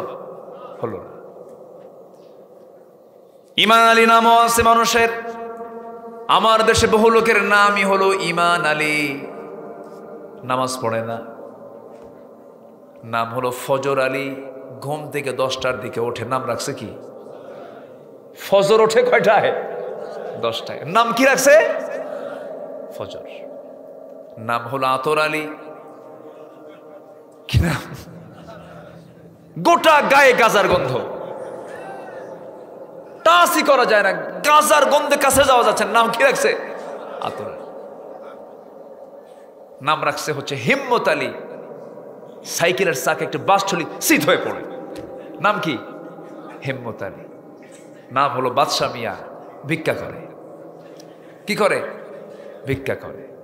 নাম হলো লাল মিয়া, ওইদিকে কালো কুসকুসা মানুষ। আছে না এরকম নাম? আছে না? নাম দিয়ে কি করবেন আপনি বলেন? বংশ দিয়ে কি করবেন? আমার নবীর বংশ কুরাইশ, আবুল আহাবের বংশ কুরাইশ, আবু জেহেলের বংশ কুরাইশ। লাভ কি? কোনো কিছু লাভ নাই। অনেকে বলে ভালো, জানেন উনি সৈয়দ বংশের মানুষ। আছেন এরকম? আছেন এরকম? বংশের বড়াই করে না। নবীর বাপ হয়েও লাভ নাই, নবীর বাপ হয়েও, নবীর ছেলে হয়েও লাভ নাই। নবীর বাপ ছিল হলো আজর, তাও ছোটখাটো নবী। জাতির পিতাকে আরো জোরে, আরো জোরে আবার বলেন। বারবার কেন বললাম? বলেন।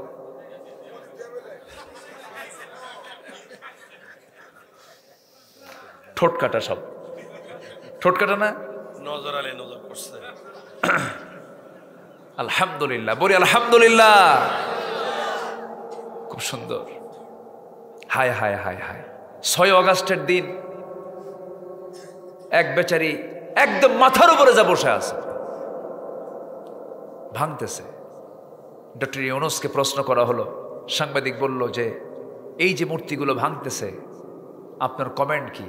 কে আমারে প্রশ্ন করেন? কে এই প্রশ্ন তার বেটিকে করেন? এই প্রশ্নের জবাব কি আমি দেব নাকি? তার সকল অপকর্মের খেসারত হচ্ছে এটা, আমাকে প্রশ্ন করেন কেন? জোর করে চাপিয়ে দেওয়া যায় না। রাজত্ব, আপনি রাজত্ব জোর করে দখল করার চাইতে মানুষের মনের রাজত্ব জয় করুন। মনোজগতের সম্রাট হন। আল্লামা সাইদি, তিনি হচ্ছেন এই দেশের অগণন মানুষের হৃদয় রাজ্যের রাজা। আমি এরকম মানুষ বাংলাদেশের সেকেন্ড আর আমরা পাবো কিনা জানি না। আল্লাহু আকবার। গাঁজা খায় তাও কান্দে, মদ খায় সাইদির জন্য কান্দে। যে দল ক্ষমতায় ছিল ওই দলের লোকও কাঁদবে, ঠিক কিনা? এই জন্য মনোজগতের রাজত্ব আমরা দখল করব, জোরে বলি ইনশাআল্লাহ। হযরত ওমর কি সম্রাট ছিলেন! তিনি ভালো না মন্দ এটা যাচাই করার জন্য জনগণের মধ্যে ঢুকতেন, একা একা ঢুকতেন, নিজের পরিচয় আড়াল করে ঢুকে পড়তেন, আমি কতটুকু ভালো। একদিন ঢুকছেন, ঢুকে জনগণকে দেখতেছেন।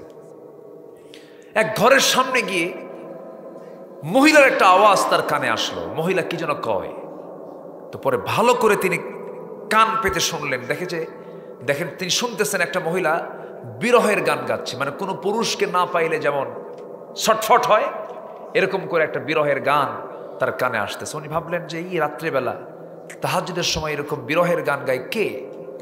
তিনি সোর্স খুঁজলেন, একদম বাড়ির সামনে গিয়ে দাঁড়ালেন, ধমক মারলেন, এত রাতে আল্লাহর কালাম বাদ দিয়ে কি করে, কে গান গায়? আওয়াজ বন্ধ। দরজায় গিয়ে নক করলেন, দরজায় ডাক দিয়েও খোলে না। সাইয়েদনা ওমর ফারুক রাদিয়াল্লাহু তাআলা আনহু ওই ঘরটার পিছন দিকে গেলেন। খেজুর পাতার বানানো বেড়ার ঘর, উপরের ছাউনিটাও হলো খেজুর পাতার বানানো। সেই ছাউনিটার নিচে খেজুর পাতার বানানো বেড়াটা আস্তে করে টান মারলেন, ফাঁকা হয়ে গেল। ভিতরে ঢুকলেন, ভিতরে ঢুকেই দেখেন সামনে প্রদীপ একটা জ্বালানো, একজন মহিলা মাথায় কাপড় দিয়ে দাঁড়ায় আছে। ভিতরে ঢুকলেন, ভিতরে ঢুকে তিনি বলছেন, মহিলা তোমার সাহস তো কম না, এটা ইসলামী জনপদ, এই ইসলামী জনপদে তুমি গুনগুন গুনগুন করে গান গাচ্ছ, আল্লাহর কালাম কি তুমি পারো না? কোরআন তেলাওয়াত কি তুমি করতে পারো না? মহিলা বলতেছে, আপনার পরিচয় তো আমি জানি না, তবে আমি গান গেয়েছি, এটা আমার অপরাধ হতে পারে, কিন্তু আপনি আমার যে ঘরের মধ্যে ঢুকলেন একটা দুইটা আপনি ভুল করেন নাই, আমার জানা মতে আপনি 4 থেকে 5টা বড় বড় ভুল করে ফেলেছেন। ওমরে ফারুক বলেন, কি কি ভুল করলাম বলো? ঘরে ঢুকবেন, আপনি অনুমতি নিয়েছেন নাকি না? সালাম দিয়েছেন নাকি না? সালামও দিলেন না, অনুমতিও নিলেন না। নাম্বার 3, আপনি আমার ঘরের বেড়া ছিঁড়লেন, আমার সম্পদের ক্ষতি করলেন। নাম্বার 4, আপনি একজন পরপুরুষ, আমি একজন পরনারী, আপনি আমার সামনে দাঁড়িয়েছেন, যদিও আমি পর্দার নিয়ম রক্ষা করে দাঁড়িয়েছি, তবু আমার পর্দার কিছু খেলাফ হয়ে গেল। এই 4টা অপরাধ আপনি করেছেন, আমি আপনাকে ছাড়ব না। সাইয়েদনা ওমর ফারুক বলছেন, মহিলা তুমি কি করবে বলো? সঙ্গে সঙ্গে মহিলা বলছে, এই 4টা ভুলের কারণ আগামীকালকে সকাল হবে, সূর্যোদয়ের সঙ্গে সঙ্গে আমি ওমরের আদালতে চলে যাব, ওমরের আদালতে গিয়ে আমি আপনার বিরুদ্ধে মানহানির মামলা দেব। এই কথা শোনা মাত্রই ওমর ফারুক বলছেন, ওমরকে চেনো নাকি? হ্যাঁ, আমি ওমরকে চিনি। আমার জানা মতো ওমর তো খুব একটা ভালো মানুষ না। নিজের কথা কি নিজে ভালো বলা যায়? ওমর তো খুব একটা ভালো মানুষ নয়। ওই মহিলার সঙ্গে সঙ্গে খেপে গিয়ে রেগে গিয়ে বলতেছে, দোষ ছিল 4টা, আরেকটা যোগ হলো। আমার জানা মতে এই দুনিয়ার ভিতরে একজন নেই, একজন চরিত্রবান শাসক যদি থেকে থাকেন, একজনই তিনি পৃথিবীতে আছেন, তিনি হচ্ছেন মুসলমানের খলিফা ওমর ফারুক রাদিয়াল্লাহু তাআলা আনহু। জোরে বলে সুবহানাল্লাহ। ওমর ফারুকের চোখে পানি চলে আসছে, মাথা নিচু করে কাঁদতেছেন আর বলতেছেন, আল্লাহ এই মহিলার দোয়াকে তুমি আল্লাহ কবুল করো। আল্লাহু আকবার, আল্লাহু আকবার, আল্লাহু আকবার। কিভাবে জনগণের কাছ থেকে তারা সার্টিফিকেট নিয়েছেন, জোর করে না, দিল থেকে। মহিলা বললেন, আমি মামলা দেবই। ওমরে ফারুক বললেন, মামলা দিবা? হ্যাঁ। আচ্ছা তুমি গুনগুন করে গান গাও কেন? এটা আগে শোনাও, এর কারণটা কি? মহিলা বলতেছে, আমার গান গাওয়ার হেতু হলো, আজ থেকে 4 মাস আগে আমার স্বামীর সঙ্গে আমার প্রথম বিয়ের পর সাক্ষাৎ হয়। আমার বিয়ের বয়স হলো 4 মাস কয়েকদিন। আমার স্বামী যখন বিয়ে হয় কয়েক রাত আমার সঙ্গে ছিলেন, তার সঙ্গে আমার বোঝাপড়া হয়েছে, শারীরিক সম্পর্ক হয়েছে। হঠাৎ করেই এই জনপদের খলিফা ওমর ফারুকের লোকজন আমার স্বামীকে এখান থেকে তাকে নিয়ে চলে গেল, সীমান্ত প্রহরায় নিয়োগ দিয়ে দিল। আজকে 4 মাস গত হতে চলে, আমার স্বামীকে আমি কাছে পাই না। নতুন স্বামী আমার যৌবন, আমার জীবন যার কাছে আমি উৎসর্গ করেছি, সেই স্বামীটা আজকে 4 মাস যাবত আমার চোখের আড়ালে। রাতের বেলা ঘুমাতে গেছি, মাঝ রাতে এসে ঘুম ভেঙে গেছে। আমার বৈধ স্বামীকে পাওয়ার জন্য আমি রাতের বেলা আমি বিরহের গান গুনগুন গুনগুন করে গাচ্ছি।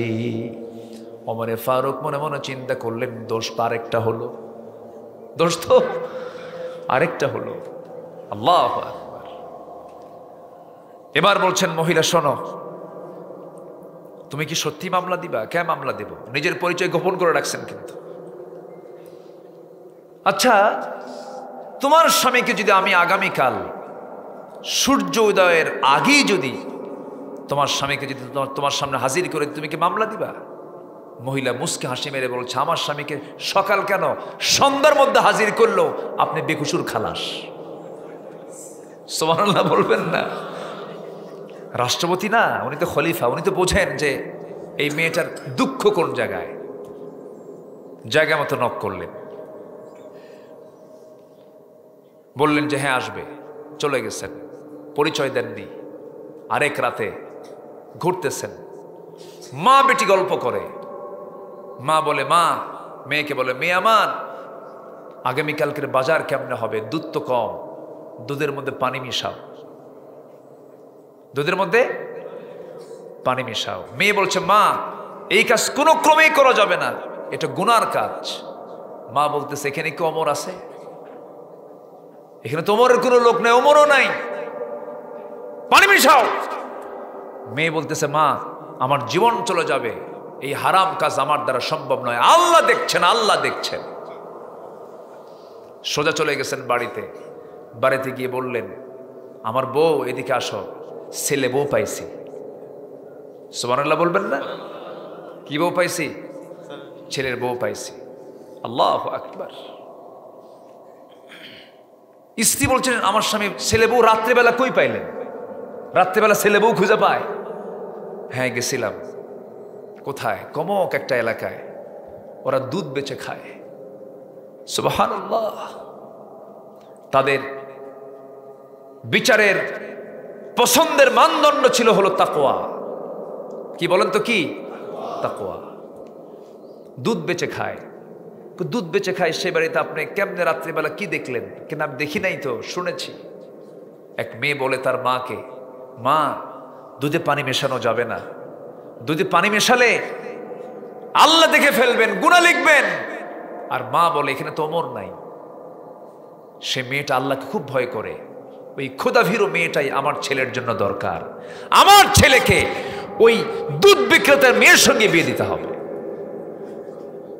জোরে বলেন সুবহানাল্লাহ, আরো জোরে বলে সুবহানাল্লাহ।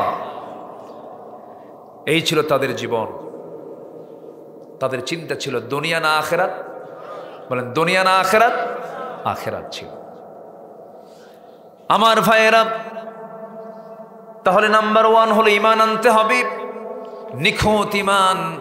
যে ঈমানের ভিতরে কোনো সন্দেহ থাকবে না, কোনো শিরিক থাকবে না, কোনো জুলুম থাকবে না। আল্লাহ আরেক জায়গায় বলছেন, ওয়াল্লাযীনা আমানু ওয়া লাম ইয়ালবিসু ঈমানাহুম বিযুলমিন উলাইকা লাহুমুল আমনু ওয়া হুম মুহতাদুন। জোরে বলুন আল্লাহু আকবার। ঈমান যারা আনবে এবং ঈমানকে যারা জুলুমের দ্বারা আচ্ছাদন করবে না, জুলম আই শিরিক, শিরিকের দ্বারা আচ্ছাদন করবে না, তারাই হবে হেদায়েত প্রাপ্ত বান্দা। এই জন্য আমরা ঈমানটাকে কখনো শিরিক দ্বারা আক্রান্ত করব না, জুলুম দ্বারা আক্রান্ত করব না, কুফুর দ্বারা আক্রান্ত করব না। ঈমান আনবো আমরা ভেজাল না নির্ভেজাল? নির্ভেজাল। ঈমানদার কি বেনামাজি হয়?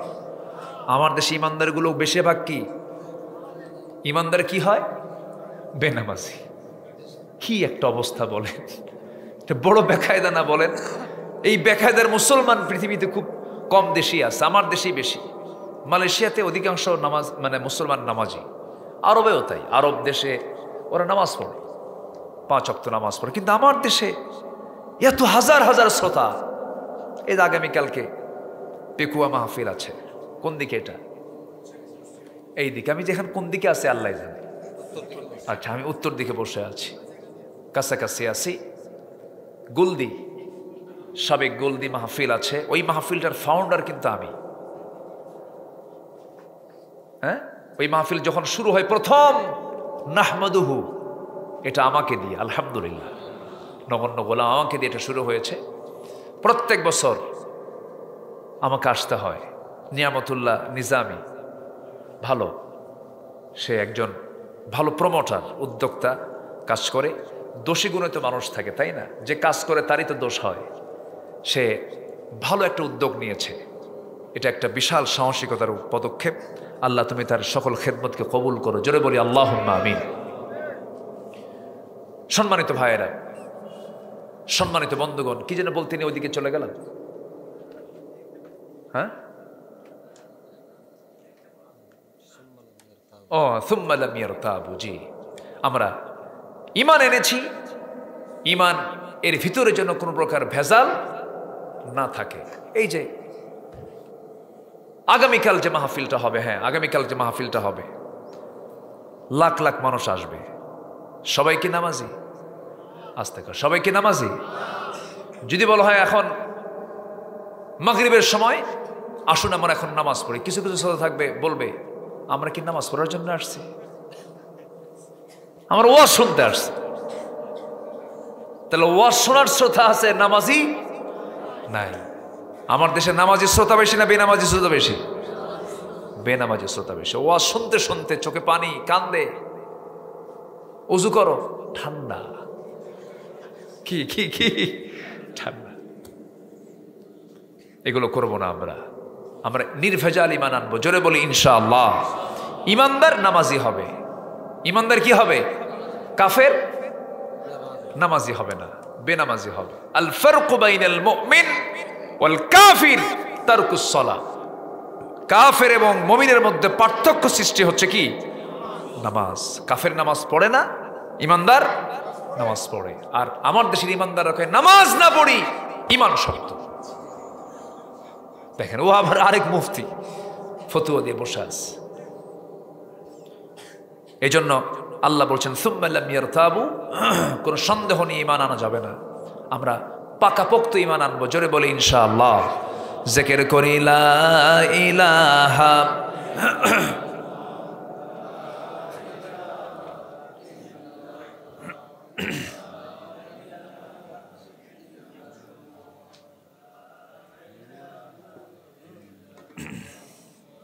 আরো জোরে লা ইলাহা, আরো জোরে লা ইলাহা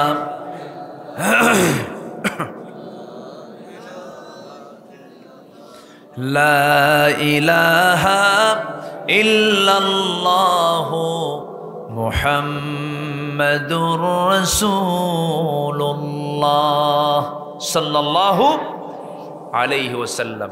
নাম্বার 2 হচ্ছে তাকওয়া অর্জন করা। তাকওয়া, সত্যের পথে থাকা। ইত্তাকুল্লাহ ওয়া কুলু কওলান সাদীদা, আল্লাহকে ভয় করো আর সোজা কথা বলো। ঈমানদার কথা বলে আঁকা বাঁকা না, সোজা সোজা কথা। মিথ্যার কোনো আশ্রয় নিয়ে প্যাঁচপুস খাটায় কোনো কথা ঈমানদার কখনো বলে না। নাম্বার 3 হলো ন্যায় প্রতিষ্ঠা করা। নাম্বার 4 হলো দিনের সঠিক এলেম অর্জন করা। নাম্বার 5 হলো অধিক সংখ্যক নেক আমল করা। আমার আপনার জীবনে চলতে গিয়ে কিছু ভুল হতে পারে, কিছু পাপ হতে পারে, কিন্তু পাপের পরিমাণটা কম হবে, নেকের পরিমাণটা বেশি হবে। ওজন হবে না একদিন। ফাআম্মা মান সাকুলাত মাওয়াজিনুহু ফাহুয়া ফি ঈশাতির রাদিয়া। আবার ওয়া আম্মা মান খাফফাত মাওয়াজিনুহু ফাহুয়া ফি উম্মুহু হাবিয়া ওয়া মা আদরাকা মা হিয়া নারুন হামিয়া। ওজন হবে। ভালো আমল যদি করি, সেটার ওজন যদি বেশি হয়, এটা আমার জন্য জান্নাতের উপকরণ হয়ে যাবে, মাধ্যম হয়ে যাবে। আল্লাহ তুমি আমাদের বেশি করে নেক আমল করার তৌফিক দিয়া দাও। গুনাহ কি হবে না? আমাদের গুনাহ হবে না? আসতে বলে গুনাহ হবে কিনা বলেন? আমি তো বান্দা, আমার তো গুনাহ হবে। গুনাহ হতেই পারে, অস্বাভাবিক কিছু নয়। কিন্তু আল্লাহ বলছেন, বান্দা গুনাহ করেই যদি তুমি চোখের পানি ফেলো আর যদি সিদ্ধান্ত নাও যে আল্লাহ আমি এই গুনার জীবনে করব না। আল্লাহ বলেন তোমার এই সিদ্ধান্তের কারণে ইউবাদদিলুল্লাহু সাইয়্যাতিহিম হাসানাত, তোমার যত গুনাহ করেছে সমস্ত গুনাহগুলোকে আমি আল্লাহ সওয়াব দিয়ে পাল্টায় দেব। কার কথা এটা?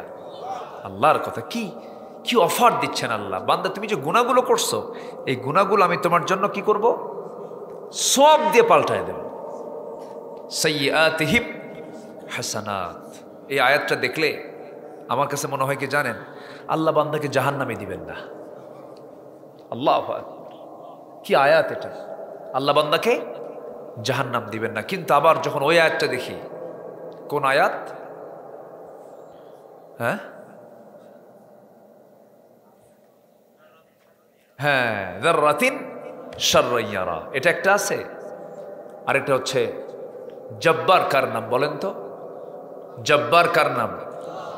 কাহার কার নাম? আল্লাহর। বলেন তো জব্বার আর কাহারের মধ্যে কোনো দয়া আছে? আছে? দয়া আছে? বলেন তো। জব্বার আর কাহার এই দুটো শব্দ এত ভয়ঙ্কর, আল্লাহ তাআলা সবগুলো বুঝে বুঝে নিবেন। এই দুটা নামের ফলাফল এটাই পাওয়া যায়। কিন্তু রহমানের কাছে যখন যাই কি, তখন মনে হয় যে না, আল্লাহ আমাকে মাফ করবে। আমার নবীজি মাঝে মাঝে সেজদায় পড়ে অজরে ঝাড়ায় কাঁদতেন। আম্মা যেন আয়েশা বলতেন, ইয়া রাসূলুল্লাহ আপনি তো কাঁদেন কেন? রাসূল বলতেন, যে আয়েশা, লাইয়ান জুহাদু মিনকুম, কেউ নাজাত পাবে না, আপনি, আমিও নাজাত পাবো না, ইল্লা আইয়াতাগাম্মাদানি আল্লাহ, আল্লাহ পাক আমাকে রহমতের চাদর দিয়ে আমাকে বেষ্টন করবেন, আমাকে মাফ করে দিবেন। এই জন্য আমরা আখিরাতকে প্রাধান্য দিয়ে চলবো, প্রিপারেশন রাখবো, যেন আমার আখিরাতটা আমার কি হলো এই চিন্তাটা মাথায় নিয়ে আমরা সর্বক্ষণ চলবো। জোরে বলি ইনশাআল্লাহ। বিশেষ করে হাত, পা, চোখ, নাক, কান, অঙ্গ প্রত্যঙ্গ, এগুলোকে আমরা কন্ট্রোল করার চেষ্টা করব। জোরে বলি ইনশাআল্লাহ। মাথা থেকে পা পর্যন্ত এই বডি কার কাছে থাকে? আমার কাছে না? এটা আমি নিজেই চালাবো। কার বিধান দিয়ে চালাবো? কার বিধান দিয়ে? আল্লাহর বিধান দিয়ে। আমার বন্ধুগণ, নাম্বার 6 হলো জীবনের সকল জায়গায় ধৈর্যের পরিচয় দেব আমরা। ধৈর্যশীল যদি হতে পারি আমার জন্য বিশাল পুরস্কার আছে, এই দুনিয়াতেও আছে, আখিরাতেও আছে। ধৈর্য যার নাই সব কাজে সে ঠেকে যাবে, আটকে যাবে। ব্যবসা করতে গেলে ধৈর্য লাগে, নামাজে ধৈর্য লাগে। আমার কি সংসার আছে? তো বললাম যে এরকম কি হুজুর প্রত্যেকটা দিন রাগ ওঠে আর তালাক দেয়। তাহলে বলেন তো বিয়ে আগে না ধৈর্য আগে? বলেন বিয়ে আগে না ধৈর্য আগে? ধৈর্য আগে। এই জন্য আমরা ধৈর্যশীল হব। জোরে বলি ইনশাআল্লাহ। নাম্বার 7, জীবনের সকল জায়গায় ভরসা করব কার উপরে? বলেন কার উপরে? কঠিন পরিস্থিতি, যে পরিস্থিতি হোক না কেন, ওমাই ইয়াতাওয়াক্কাল আলাল্লাহ ফাহুয়া হাসবুহ, যার ভরসা আল্লাহর উপরে থাকে তার দায়িত্ব আমার আল্লাহর হয়ে যায়। সুবহানাল্লাহ বলেন। পৃথিবীতে মানুষ ছাড়া কোনো প্রাণীর কি খাদ্য গোদাম আছে? নাই। কিন্তু অভাবে না খেয়ে থাকে কারা? মানুষই। মানুষ না খেয়ে থাকতো না, মানুষকে না খেয়ে রাখে মানুষ। সম্পদের, খাদ্যের ঘাটতি নয়, বন্টনের ঘাটতি, এই জন্য না খেয়ে থাকে। নাম্বার 7 চলে গেল। নাম্বার 8 হচ্ছে দুনিয়াবি ভোগ বিলাসী নিমগ্ন না হয়ে আখিরাতকে আবাসের মূল লক্ষ্য স্থির করা। ওয়াইন্নাদ দারাল আখিরাতা লাহিয়াল হায়ওয়ান লাউ কানু ইয়ালামুন। এই যাচ্ছে কেন? আমরা একসঙ্গে দোয়া করবো তো ইনশাআল্লাহ, এই তো শেষের দিকে। নাম্বার 9 হলো নিজ এবং পরিবারকে জাহান্নাম থেকে বাঁচানোর চেষ্টা করা। এগুলো প্রস্তুতি। আমি নিজের ঠিক থাকলাম, পরিবার ঠিক নাই। অনেক হাজি আছে, হাজি সব ট্রিপল হাজি, 3 বার হজ করছে, কিন্তু বইয়ের মাথায় কাপড় থাকে না। এরকম আসার না? বলেন তো আসার? বইয়ের মাথায় কাপড় থাকে না। আধুনিক হাজি। কি হাজি? আধুনিক হাজি না বললে মন খারাপ করে। কাই হাজির খাও না কেন? আমি 3 বার হজ করলাম, হাজি খাও না মানে? জোর করে হাজি নাম লিখে নাই। বউরা পর্দায় থাকে না, বউ যদি পর্দায় না থাকে তাহলে সে কি পরিবারের প্রতি যত্নশীল হতে পারলো না। কিছু কিছু লোকই আছে বউকে পরপুরুষকে দেখাতে খুব পছন্দ করে, আছে না? কিছু আছে না এরকম? নতুন বউ, সুন্দরী বউ যদি হয়, হয়তো বাসায় কোনো বন্ধু ঢুকছে, তো বন্ধুকে বসায় দিয়ে বলে, সুইটি এদিকে আসো তো, কি বোঝেন নাই, এদিকে আসো তো, একটু চা খাওয়া তো, চা খাওয়া তো। বউটা চুল ছেড়ে দিয়া 3 পিস পরে খাওয়াচ্ছে, এর মধ্যে আবার গল্প করে। স্বামী কয়, এই বউটা দেখতে কেমন রে, কেটা তোর বউ, ও কবে কেন? এরকম নিচুমার কালক আছে না নাই? এগুলো করা যাবে না। স্ত্রী হচ্ছে আপনার জন্য, আপনি অন্য পুরুষের চিত্তরঞ্জনের জন্য আপনার স্ত্রীকে আল্লাহ পাক এরকম করে আচরণ করতে দেয় নাই। আপনাকে যত্নে রাখতে হবে। আবার কিছু কিছু যুবক আছে, কিছু কিছু স্বামী আছে, বউকে শুধু ঘরেই দেখায় না, বাইরেও দেখায়। হুন্ডাই তোলে। কিসে তোলে বলেন তো? হুন্ডায়, হুন্ডায়, হুন্ডায়, তাও লেটেস্ট ভার্সন R15, যার পিছনের সিট হলো, প্যাসেঞ্জার সিট হলো 3 তলা, আর ড্রাইভিং সিট হলো আন্ডারগ্রাউন্ড। ঠিক আছে না? পিছনের সিট উঠায়, কি বলে, কপালে টিপ, লাল টিপ, লাল শাড়ি, মাথার চুল ছেড়ে দেওয়া, তারপরে মেকআপ লাগানো, 2 গালে আটা ময়দা লাগানো, আটা ময়দা। এগুলো বিকৃত, এগুলো হারাম, নিন্দনীয়। এগুলো পড়ে হোন্ডায় তোলে। হোন্ডার আওয়াজ কম। আগে তো হোন্ডা কোম্পানির তো ফটফট ফটফট আওয়াজ হতো, এখন তো হোন্ডার কোনো আওয়াজ নাই। তো আমার বউ যাবে যদি না দেখে কেমন হয়? হোন্ডার মেকারকে বলে, হোন্ডার এই পাইপ খুলে ফেল, যেদিক দিয়ে ধোঁয়া বের হয়। পাইপ খুললে তখন তার হোন্ডার আওয়াজ হয় না, তখন হেলিকপ্টারের আওয়াজ। আসে না এরকম? আসে না ভাই? আমি কি অবাস্তব কিছু বলতেছি বলেন তো? বউটাকে হোন্ডায় তুললো, পাইপ ছাড়া হোন্ডা, দিল হার ভাঙ থেকে টান, এক টানে মগনামা। বুঝেন? বুঝাইয়া দিল জাতিরে, দেখো আমার বউটাকে দেখো কত সস্তা। বউ দেখায়া সন্ধ্যার দিকে মগনামার সি বিচের পাশে সূর্য গড়ে গড়ে পড়ছে, সূর্যের কিরণে সূর্যটাকে পাশে রেখে বলল, একটু দাঁড়াও তো, পোজ দাও। কি দাও? পোজ দাও। 16 আইফোন প্রো ম্যাক্স। ছবিটা তুললো, ছবিটা তুলে ফেসবুকে পোস্ট করে লিখলো, ক্যাপশন অথবা টাইটেল লিখলো, প্রিয় বন্ধুরা, ফেসবুক বন্ধুরা, আসুন আমার বউটাকে সবাই মিলে জামাতের সাথে দেখি। জোরে বলুন নাউজুবিল্লাহ। এরা কি মানুষ? ওরা কি মানুষ হতে পারে? এগুলো মানুষ হতে পারে? রাসূল বলছেন, নিজের যত্ন নাও, পরিবারের যত্ন নাও। আমার নবীজি একদিন ফাতিমার কথার আওয়াজ বাহির থেকে শুনলেন, দৌড় মেরে চলে গেলেন, ফাতিমা কথা সংযত করো, তোমার কথার আওয়াজ আমি বাহির থেকে শুনতে পেলাম। আব্বা ভুল হয়ে গেছে, মাফ করে দেন। কি যত্ন নিয়েছেন? রাসূল বসে আছেন, পিছনে আম্মা জান আয়েশা, এক অন্ধ সাহাবী রাসূলের সঙ্গে দেখা করার জন্য আসতেছেন। রাসূল বলেন, আয়েশা ভিতরে যাও, সাহাবী আসতেছে। হুজুর, যে আসে ও তো চোখে দেখে না, তোমার চোখ নাই? সুবহানাল্লাহ বলবেন না? তোমার কি চোখ নাই? যাও ভিতরে। ভিতরে পাঠায় দিলেন। আছে দরকার আছে, যত্ন নেওয়ার দরকার আছে, আছে। মেয়েগুলোকে লক্ষ্য করতে হবে। আমার নবীজি পরিবারের ব্যাপারে খুব যত্নশীল ছিলেন। ফাতিমাকে বিয়ে দিয়েছেন, নবীজি গরিব ছেলের সাথে বিয়ে দিয়েছেন। আবার আর একটা মেয়ে কুলসুমকে বিয়ে দিয়েছেন, ধনীর সাথে বিয়ে দিয়েছেন। নবীজি দুটাকেই লেবেল করেছেন, একজন জামাই বড় ধনী, আর একজন জামাই বড় গরিব, ভিআইপি গরিব। কি গরিব? মানে যে গরিবের চাই তার গরিব নাই, ঘর বাড়ি নাই। কোনদিন সাইয়েদনা আলী তার ভাইরার কাছে গিয়ে বলেন, ভাইরা কিছু টাকা দাও, ঘর বাড়ি করি। দিতে চাইল, নেন নাই। অভাব আমার গর্ব। আল্লাহু আকবার বলেন। থেকেছেন ওইভাবেই। বিয়ে দিলেন।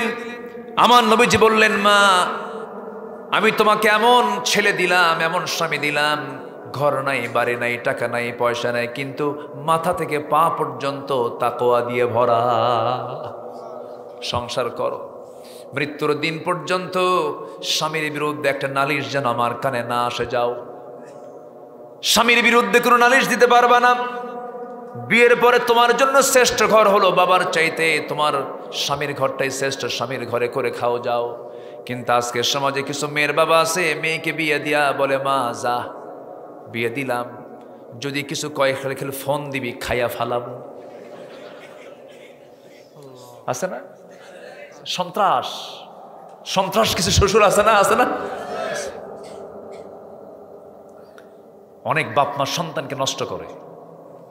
অনেক বাপ মার জন্য মেয়ের সংসার হয় না। আছে না? নাই। হেডম দেখায়। কি দেখায়? হেডম, অহংকার দেখায়। আমার নবীজি বিশ্ব নবী, বিশ্ব সভার সভাপতি, মেয়েকে বিয়ে দিলেন, বললেন স্বামীর বিরুদ্ধে একটা নালিশ আমি শুনবো না। নবীর সামনে একদিন ফাতিমা বসে বসে নামাজ পড়ছেন। রাসূল বলছেন, মা বসে বসে নামাজ পড়ো কেন? তোমার তো বয়স কম, তুমি তো যুবতী মেয়ে। কাব্বা, আমি কখনো বসে বসে নামাজ পড়ি না, দাঁড়িয়ে দাঁড়িয়ে নামাজ পড়ি, কিন্তু আজকে বসে নামাজ পড়ার হেতু হলো, কারণ হলো আমার পরনে যে জামাটা দেখতেছেন, জামার পিছনে একটু তালিওয়ালা ছেঁড়া যুক্ত। যদি আমি দাঁড়িয়ে নামাজ পড়তে যাই, আপনার চোখে ওই তালি অংশটুকু চোখে পড়তে পারে। হয়তো মনে মনে ভাববেন, আমার মেয়ে ফাতিমার গায়ে ছেঁড়া কাপড়, মনে হয় আমার জামাই আলী আমার মেয়েকে কাপড়ে কষ্ট দেয়। এতটুকুন দোষ আপনার সামনে প্রকাশ পেয়ে যাক আমার স্বামীর দোষটাকে গোপন করার জন্য আমি ফাতিমা আপনার বাড়িতে এসে বসে বসে নামাজ পড়ি। জোরে বলি সুবহানাল্লাহ। একদিন ফাতিমা রাদিয়াল্লাহু আনহা তার স্বামীর সঙ্গে পরামর্শ করে এসেছেন, স্বামীকে না বলে আসেন নাই। এসে বলছে, আব্বা আপনি রাষ্ট্রপ্রধান, আপনার কাছে কত মানুষ আসা যাওয়া করে, দেখুন তো আপনার মেয়ের ঘরটা কাঁচা ঘর, ফ্লোরটা কাঁচা, দুটো নাতি আপনার একা কাজ করতে হিমশিম খেয়ে যাচ্ছি। আব্বা দেখুন তো একটা খাদেম দেওয়া যায় কিনা, একটা কাজের মানুষ দেওয়া যায় কিনা। নবীজি শুনলেন, শুনে কিচ্ছু বললেন না, শুধু আস্তেই করে ডাক দিলেন। ডাক দিয়ে বসালেন, বসায় বলেন, ফাতিমা তুমি জানো না আমি কাকে সবচেয়ে বেশি ভালোবাসি? কাব্বা আপনি আমাকে বেশি ভালোবাসেন।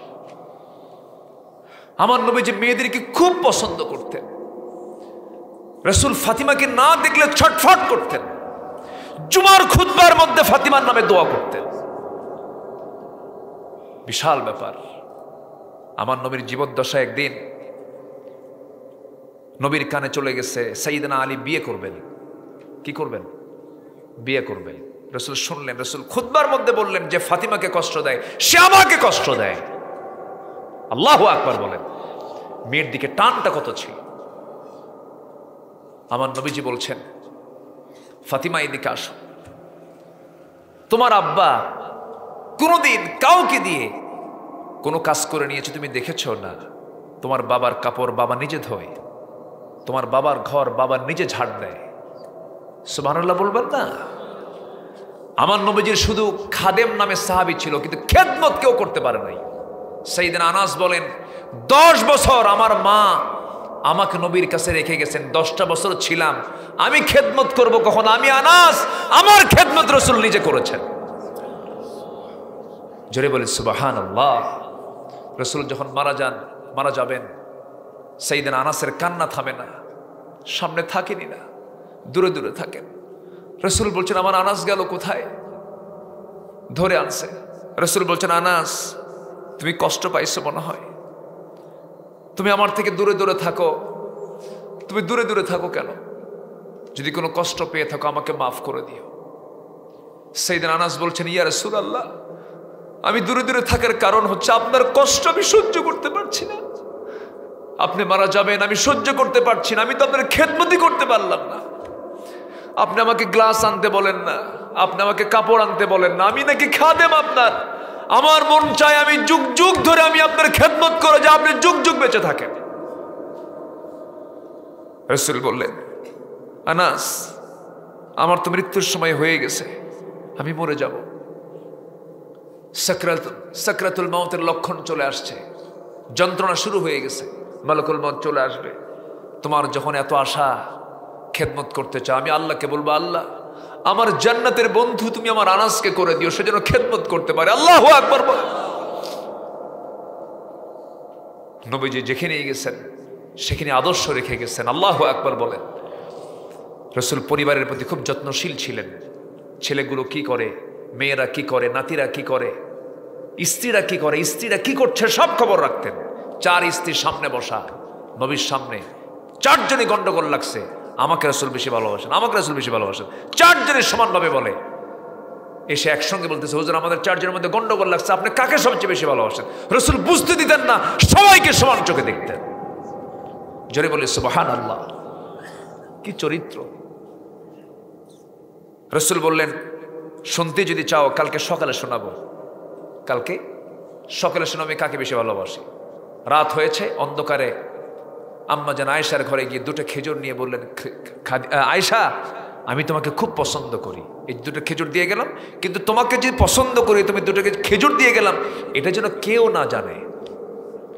দ্বিতীয় স্ত্রীর ঘরে গিয়ে একই আচরণ করলেন, তৃতীয় চতুর্থ সবগুলোর সঙ্গে একই আচরণ করে 2টা করে খেজুর দিয়ে চলে আসলেন। পরদিন সকালবেলা বসে আছেন, 4 জনই চলে আসছে, এসে বলতেছে, হুজুর আপনি তো জানাতে চেয়েছেন, সব জেনে যাক আপনি কাকে বেশি ভালোবাসেন। কেউ তো জানা না যে সবার কাছে গেছে। রাসূল বললেন, আমি তাকেই সবচেয়ে বেশি ভালোবাসি যাকে গত রাত্রে লুকোচুরি করে 2টা খেজুর দিয়ে আসছি। যা। হুজুরে বলেন সুবহানাল্লাহ। কি যত্ন! আখিরাতের প্রস্তুতির জন্য সার্টিফিকেট নিতে হবে। সেই বান্দা ভালো যার বউ বলবে আমার স্বামী ভালো, সেই বান্দি ভালো যার স্বামী বলবে আমার বউ ভালো। আল্লাহু আকবার বলেন। এই জন্য সার্টিফিকেট আগে চেয়ারম্যান থেকে নেওয়া দরকার না বইয়ের থেকে নেওয়া দরকার? আসতে কয় বলেন বলেন। বউ থেকে। বউ জানে আপনি কত নাম্বার বুজুর্গ, তুমি কত বড় হুজুর আমার জানা আছে। কি কথা বোঝেন নাই আপনি? এই জন্য চেয়ারম্যান বড় না চেয়ারম্যানের বউ বড়? ভালো করে কন। বই বড়। বুজুর্গি খাটে না স্বামী বইয়ের কাছে। আল্লাহু আকবার।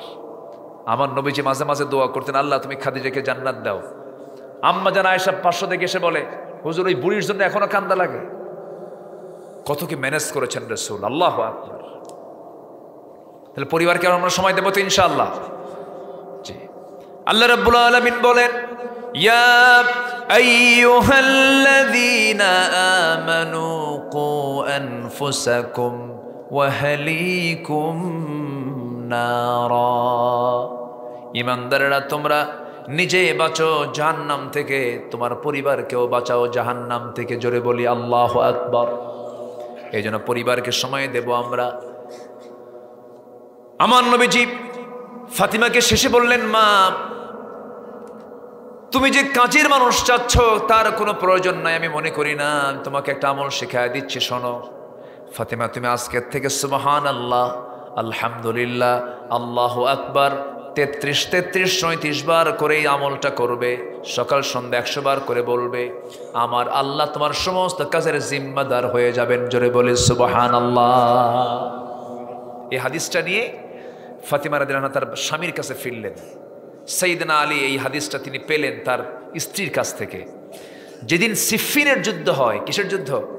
সিফফিন, ইতিহাস যারা পড়েছেন, সেই সিফফিন যুদ্ধের দিনও সাইয়েদনা আলী এই আমল সকাল সন্ধ্যা ছেড়ে দেননি। জোরে বলেন সুবহানাল্লাহ। এই আমলগুলো আমরা করব, আল্লাহ সব কাজগুলোকে সহজ করে দিবেন। নাম্বার 10 হলো আমরা তওবা করব। কার কাছে? আল্লাহর কাছে। তওবার দরজা বন্ধ না খোলা? বন্ধ না খোলা? হাত্তা ইউগারগার, হাত্তা ইউগারগার, এতটা পর্যন্ত সময় আছে। আমরা তওবা করার চান্স যেহেতু আল্লাহ পাক দিয়েছেন সুযোগ, আমরা সুযোগগুলোকে কাজে লাগাবো। জোরে বলি ইনশাআল্লাহ। ইল্লা মান তাবা ওয়া আমানা ওয়া আমিলা সালিহান। আল্লাহু আকবার বলেন। আগে তওবা, এরপর ঈমান। ইল্লা মান তাবা ওয়া আমানা। তওবার গুরুত্ব আছে না নাই? আছে। আমরা তওবা করব কার কাছে? আল্লাহর কাছে। ভুল হয়ে গেছে, আল্লাহ মাফ করো, আর জীবনে করব না। আল্লাহ বলবেন যা মাফ করে দিলাম। সুবহানাল্লাহ বলেন। অনেক লম্বা লম্বা কথা ছিল, সময় নাই। নাম্বার 11 হলো আখিরাতের প্রস্তুতির জন্য 11 নম্বর কাজ হলো আল্লাহ যে সম্পদটা দিয়েছেন সেখান থেকে কিছু অংশ নিয়মিতভাবে আল্লাহর পথে দান করা। আল্লাহর পথে দান করা। যদি আপনার লাগতো অপারেশন, সেখানে ইনজেকশনই শেষ হয়ে যাবে, দান করবেন, অপারেশন লাগবে না, ইনজেকশনই শেষ। ডাক্তাররা বুঝতেছেন তো? ঠিক আছে না? দান করবেন আপনি। যেখানে লক্ষ টাকা খরচ হতো সেখানে হয়তো 50 টাকার একটা ওষুধ খেয়ে তা শেষ হয়ে যাবে। কারণ দান করলে পরে বড় বড় বালা মুসিবত থেকে বাঁচায় দেন তিনি কে? আল্লাহ তাআলা। নাম্বার 12 হলো শিরকের অন্তর্ভুক্ত সকল কর্মকাণ্ড থেকে নিজেকে দূরে রাখা। কারণ যত গুনাহ পৃথিবীতে আছে কোনো প্রবলেম নাই। আনানাস সামা বিকরাবিল আরদিল খাতায়া, জমিন ছেয়ে গেছে, আকাশ পৌঁছে গেছে, দুনিয়ার কোথাও তোমার গুনাহ করা বাদ নেই, সব গুনাহ করেছ, কোনো সমস্যা নাই। আল্লাহ তুশরিক বি শাইআন, বান্দা তুমি আমার কাছে শিরিক মুক্ত হয়ে আসো, সব গুনাহ মাফ করে আমি তোমাকে জান্নাত দিয়ে দেব। পৃথিবীর সব গুনাহ একদিকে, শিরিক একদিকে, শিরিকটাই ভারী হবে গুনার দিক থেকে। এই জন্য শিরিকের কাছে আমরা যাব না। পৃথিবীর কোনো তৈরি করা আইন আমরা মানব না। যারা দুনিয়ার দল করে লাথি মারবো ওদের মুখে, ঠিক কিনা? দাওয়াত নিয়ে আসবি না। অনেক ধোকা খাইছি আমরা। কোন দল যখন আপনার কাছে আসবে, সে বলবে যে ভাই অন্ন, বস্ত্র, শিক্ষা, বাসস্থান, চিকিৎসা আছে না? এগুলোই তো করে, এগুলোই তো করতেছে। সাপা সুবা যা মারে মারুক, সোজা দৌড় মারবেন, বলবেন যে তুমি কি আল্লাহর আইন চাও? হ্যাঁ চাই। ওকে, আমি আসি তোমার সাথে। তুমি কি আল্লাহর আইন চাও? না, তাড়াতাড়ি ভাগ এখান থেকে, ঠিক কিনা? তোর সঙ্গে আমার কোনো আপোষ নাই। সোজা, আমরা সোজা হয়ে কথা। অকুলু কওলান সাদীদা, যা বলবো সোজা কথা বলবো। ইনি বিনে প্যাঁচপুস খাটায় লাভ নাই। আমরা এই দেশে বহু ধোকাবাজদের ধোকায় পড়েছি, আমরা আর ধোকাবাজদের ধোকায় পড়তে চাই না। জোরে বলি ইনশাআল্লাহ। আগামীর দেশ হবে ইসলামের দেশ। জোরে বলি ইনশাআল্লাহ। আরো জোরে বলি ইনশাআল্লাহ। নাম্বার 13 হচ্ছে আল্লাহ প্রদত্ত একমাত্র সঠিক পথের অনুসরণ করা। আল্লাহ প্রদত্ত একমাত্র সঠিক পথ কোনটা বলেন তো? ইহদিনাস সিরাতাল মুস্তাকিম। ইসলাম ছাড়া অন্য কোনো লাইনে যাওয়ার কোনো প্রশ্নই নাই। নাম্বার 14 হলো আনুগত্য হবে দুজনের, পরিপূর্ণ আনুগত্য দুজনের। এককে। নাম্বার 2 হচ্ছে মুহাম্মদ সাল্লাল্লাহু আলাইহি ওয়াসাল্লাম। আতিউল্লাহ ওয়া আতিউর রাসূল ওয়া উলিল আমরি মিনকুম ফাইন তানাযাআতুম ফি শাইইন ফারদুহু ইলাল্লাহি ওয়ার রাসূল ওয়া উলিল আমরি মিনকুম। ওখানে ওয়া আতিউ আসে নাই, আতিউল্লাহ ওয়া আতিউর রাসূল। যেখানে আলেম ওলামা আছেন তাদেরকে আমি বলতেছি কথাগুলো।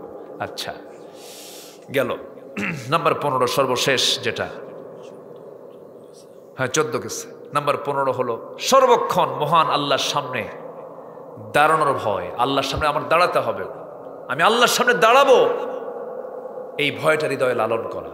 এই ভয়টা হৃদয় কি লালন করা। আমি আল্লাহর সামনে একদিন কি দাঁড়াবো, আল্লাহ আমাকে ধরবে, আল্লাহ আমাকে পাকড়াও করবে।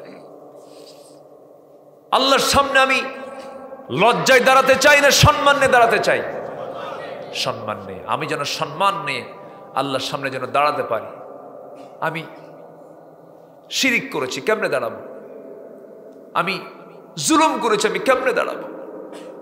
আমি আল্লাহর এক বান্দাকে খুন করেছি, আল্লাহর বান্দা, সে আল্লাহর বান্দা, আল্লাহ তাকে বানিয়েছেন, আমি তাকে খুন করেছি, কেমনে দাঁড়াবো? আল্লাহ তার বান্দাকে কম ভালোবাসেন? আমি আল্লাহকে বেশি ভালোবাসি না আল্লাহ আমাকে বেশি ভালোবাসেন? দুনিয়াতে থানায় যদি একবার নামের তালিকা যায়, আপনি হাজারো ভালো হন না কেন, ওই তালিকা থেকে আপনার নাম আমৃত্যু থেকে যাবে, বাদ পড়বে না। কালো তালিকা নাম থাকবে, আপনার নাম থেকেই যাবে। কিন্তু আল্লাহ বলেন, বান্দা ইল্লা মান তাবা ওয়া আমিনা ওয়া আমিলা সালিহান, তুমি যখন তওবা করে আমার কাছে আসো, তোমার গুনাহগুলোকে আমি সওয়াব বানায় দিই এবং কালো তালিকা থেকে নাম মুছে দিয়ে জান্নাতের তালিকায় তোমার নাম তুলে দেই। আল্লাহর কত বড় দয়া। আসুন না আমরা প্রিপারেশন করি আখিরাতের। আখিরাতটা সাজানোর জন্য দুনিয়া থেকেই প্ল্যান করে আমরা শুরু করে দিই আজকের থেকে। ফজর নামাজ পড়বো তো ইনশাআল্লাহ? মিথ্যা কথা বলবো? ওজনে কম দেব? ওজনে কম দেব? এই এলাকার ব্যবসা কি? কৃষি ধান টান এগুলো না। লবণ টবণ কোথায় হয়? ও, একটু নামার দিকে হয়, সমুদ্র অঞ্চলের এইদিকে ধান হয় না। আর একটা দুটো গুরুত্বপূর্ণ জিনিস আছে, মাছ আর ফুল। কোথায়? এই তো বলে তুলি। তাই মাছ আর ফুল, গোলাপ ফুল 14ই ফেব্রুয়ারি। অনেক ফুল। না ঠিক আছে, সামনে আসতেছে, ব্যবসা ভালোই হবে, সমস্যা নাই। যে যেদিকে কাজে লাগায়, তাই না? ফুল তো ফুল, ফুল কার দেওয়া? আল্লাহর দেওয়া নিয়ামত। আলহামদুলিল্লাহ, আল্লাহ আপনাদের ব্যবসায় বরকত দান করুন, জোরে বলি আল্লাহুম্মা আমিন। আল্লাহ জমিন বিচরণ করতে বলে, সিরু ফিল আরদি ফানজুরু কাইফা কানা আকিবাতুল মুকাজ্জিবিন। জমিন বিচরণ করো, কক্সবাজার যাও, সি বিচ দেখো, সমুদ্রের ঢেউয়ের আওয়াজ শোনো, ওই তরঙ্গের মাঝে আল্লাহর নাম খুঁজে বের করো। পাহাড়ের উঁচাই চড়ো, আফালা ইয়ানজুরুনা ইলাল ইবিলি কাইফা খুলিকাত, উটটা দেখো, ওয়া ইলাল জিবালি কাইফা নুসিবাত, পাহাড়কে দেখো, সমুদ্রকে দেখো, আমার প্রশংসা করো। আর কক্সবাজারের সি বিচে কেবলার দিকে দুই ঠ্যাং থুইয়া এরকম কইরা শুয়া থেকে চুলটুল ছেড়ে দিয়া মোরাকাবা মুশাহাদা, ঠিক আছে না? কি যে বিকৃত অবস্থা! সবকিছুই ঠিক হয়ে যাবে শুধু যদি ইসলামী অনুশাসন যদি আমার দেশে চালু হয়ে যায়। সব হবে ইসলামী মোড়কে। কি মোড়কে? ইসলামী মোড়কে। আল্লাহ কবুল করুন, জোরে বলি ইনশাআল্লাহ, আর জোরে বলি ইনশাআল্লাহ। জি, আসুন আমরা এখন দোয়া করি।